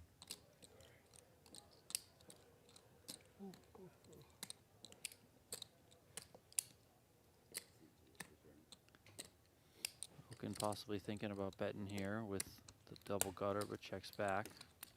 Oh, it does There come in. It is. And JRB again with the check. Brian Oaken with a well-disguised straight on the river, 20,000 in the middle. I would not be surprised to see a very sizable bet here. Are we going to see the bobblehead? Overbet maybe? Yep. There we go. 27,000 is the bet. I'm gonna get rid of this ugly shit anyways. I'll take it. JRB losing a huge one. 74,000 going to Brian Oaken. Now they're expert. You This got could no be trouble chance. right If you here. Look, start to Nick deliver your hand, flats that with shit the is gone. aces. Oh. They should. Oh, baby. And David Williams makes it 7,000 on the button. Nick Salem is just in full control here. This is a different Nick Salem than we saw 2 weeks ago. I really wish I had my squid button. 7. Oh, we went from margarita to wine. White wine. Maybe he's getting ready for the dinner. You Maybe know? some red Don't after get dinner. the squid and tip with the other 100. This He is must have ordered amazing. seafood. Oh, he's going to come back over the top. Truly incredible. Can't make that up.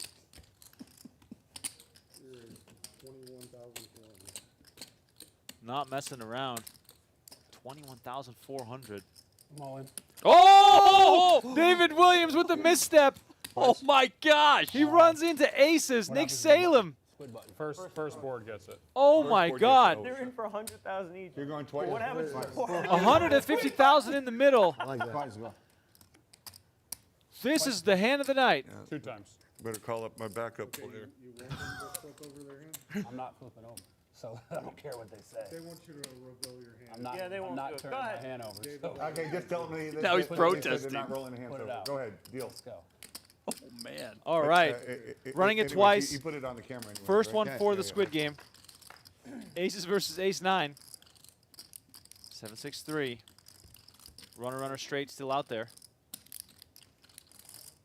David Williams in a world of hurt right now. Williams got in with the 8-4. He's like, I'm not sure. I don't think I wish it was. I wish I had 8-4 right now. I have a shot. I could hit a 5. Oh, yeah, ace I'm queen. First one's going to go to Nick Salem. Ace. Yeah. Nice hand.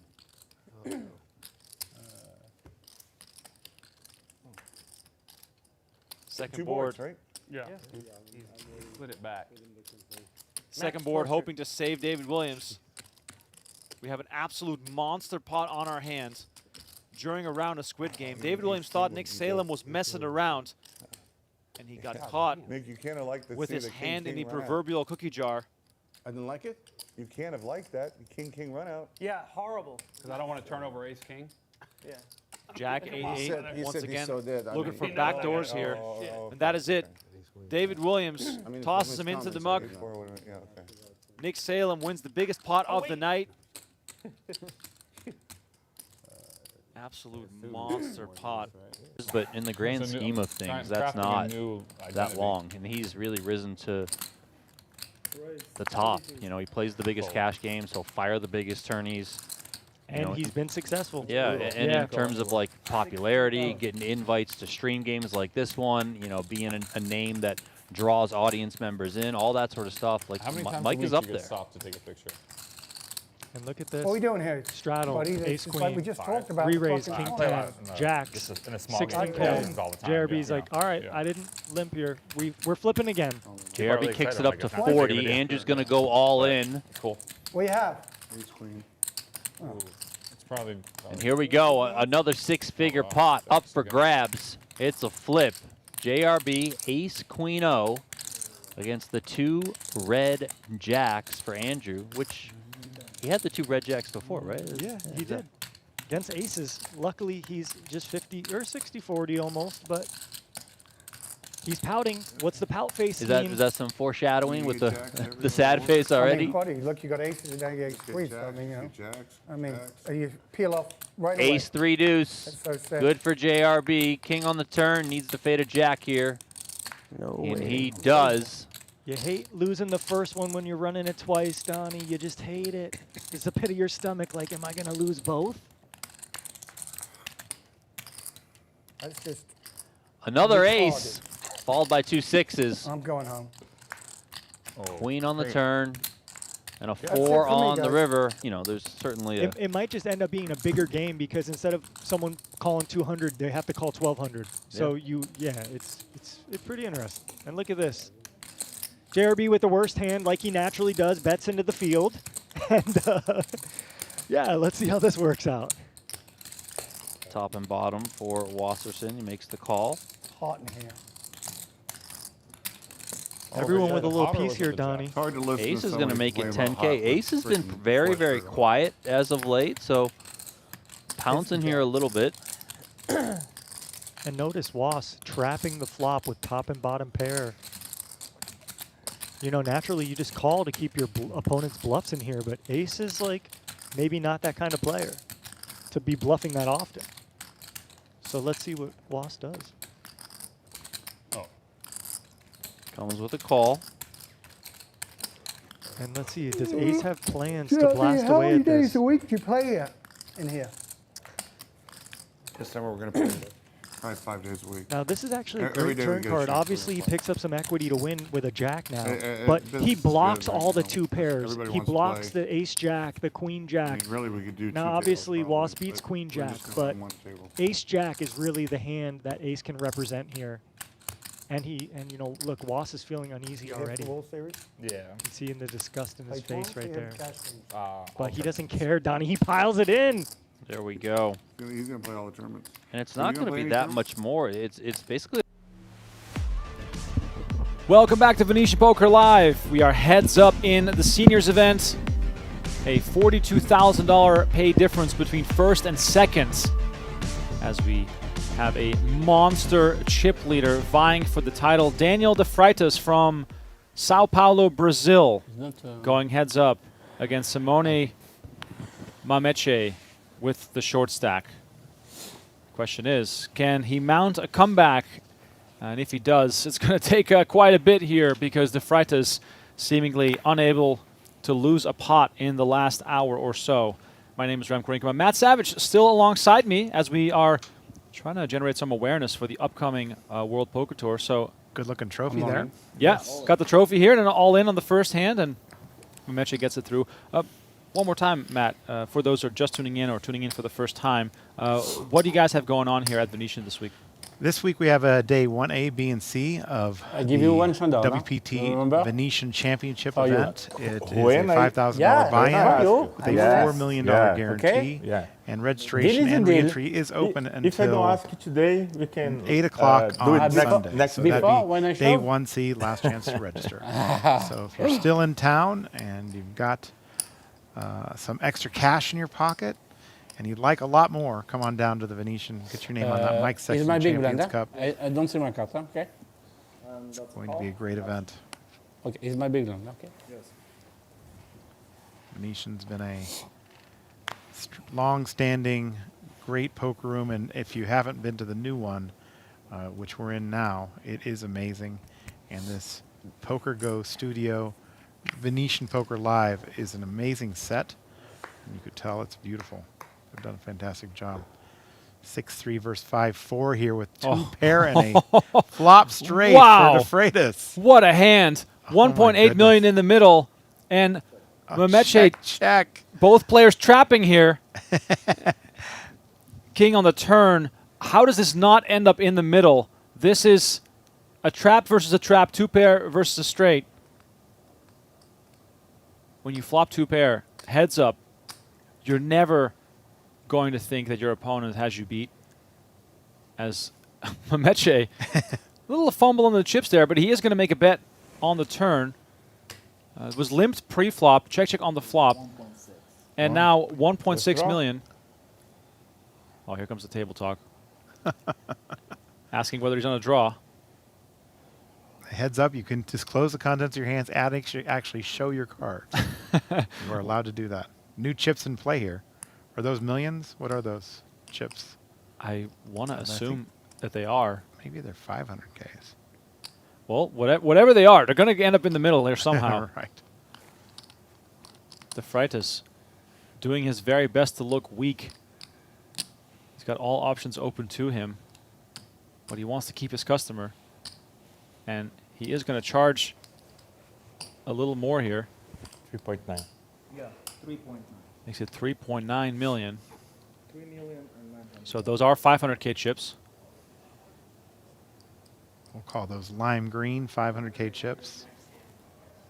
Now, the fun part here is that Mameche is posturing to look weak. He's all in. And he moves all in, and the snap call follows. You're nuts? Yeah. I 2 pair. Oh Two my pair goodness. versus a straight. What an ungodly cooler here at the final table. Listen. The second hand of heads-up play, Mameche had a mountain to climb and thought that this might be the ticket 3 and 6. to start on the comeback. Sometimes happens. Sometimes happens. Alexander. My son, his name is Alexander. All in good fun here between the two. They Good name. look as though they've I think it already could be secured a 9. friendship for life Had 9. going through this event together. 9 of But hearts now and the river 9 of card diamonds. potentially ending this thing right here, and it is the 10 of spades. Nice And play, Daniel good De Freitas from Good Sao game. Paulo, Thank you. Brazil, is our seniors event champion, taking home the top prize of $144,820. Shout out as well to Simone Mameche, taking home $102,771. So what a flop. massive payout for both players, but the trophy will go home to Brazil. I agree. What a final table this was as we look at the final standings. We lost Tanimoto on hand number 2. Orly followed soon after that. And then Chuck Ward busted. John Fan the Razor had his moment in the sun, but an ace on the river ended his dreams versus De Freitas, who then took control of this final table and never looked back. On behalf of Matt Savage and the entire crew here at Venetian Poker Live, I want to thank you all so much for watching. My name is Remco Rinkema, and as you can see on the screen here, the celebrity cash game of the World Poker Tour, hosted here as well on the Venetian Poker Live channel, is our next stream on July 14. And there it is.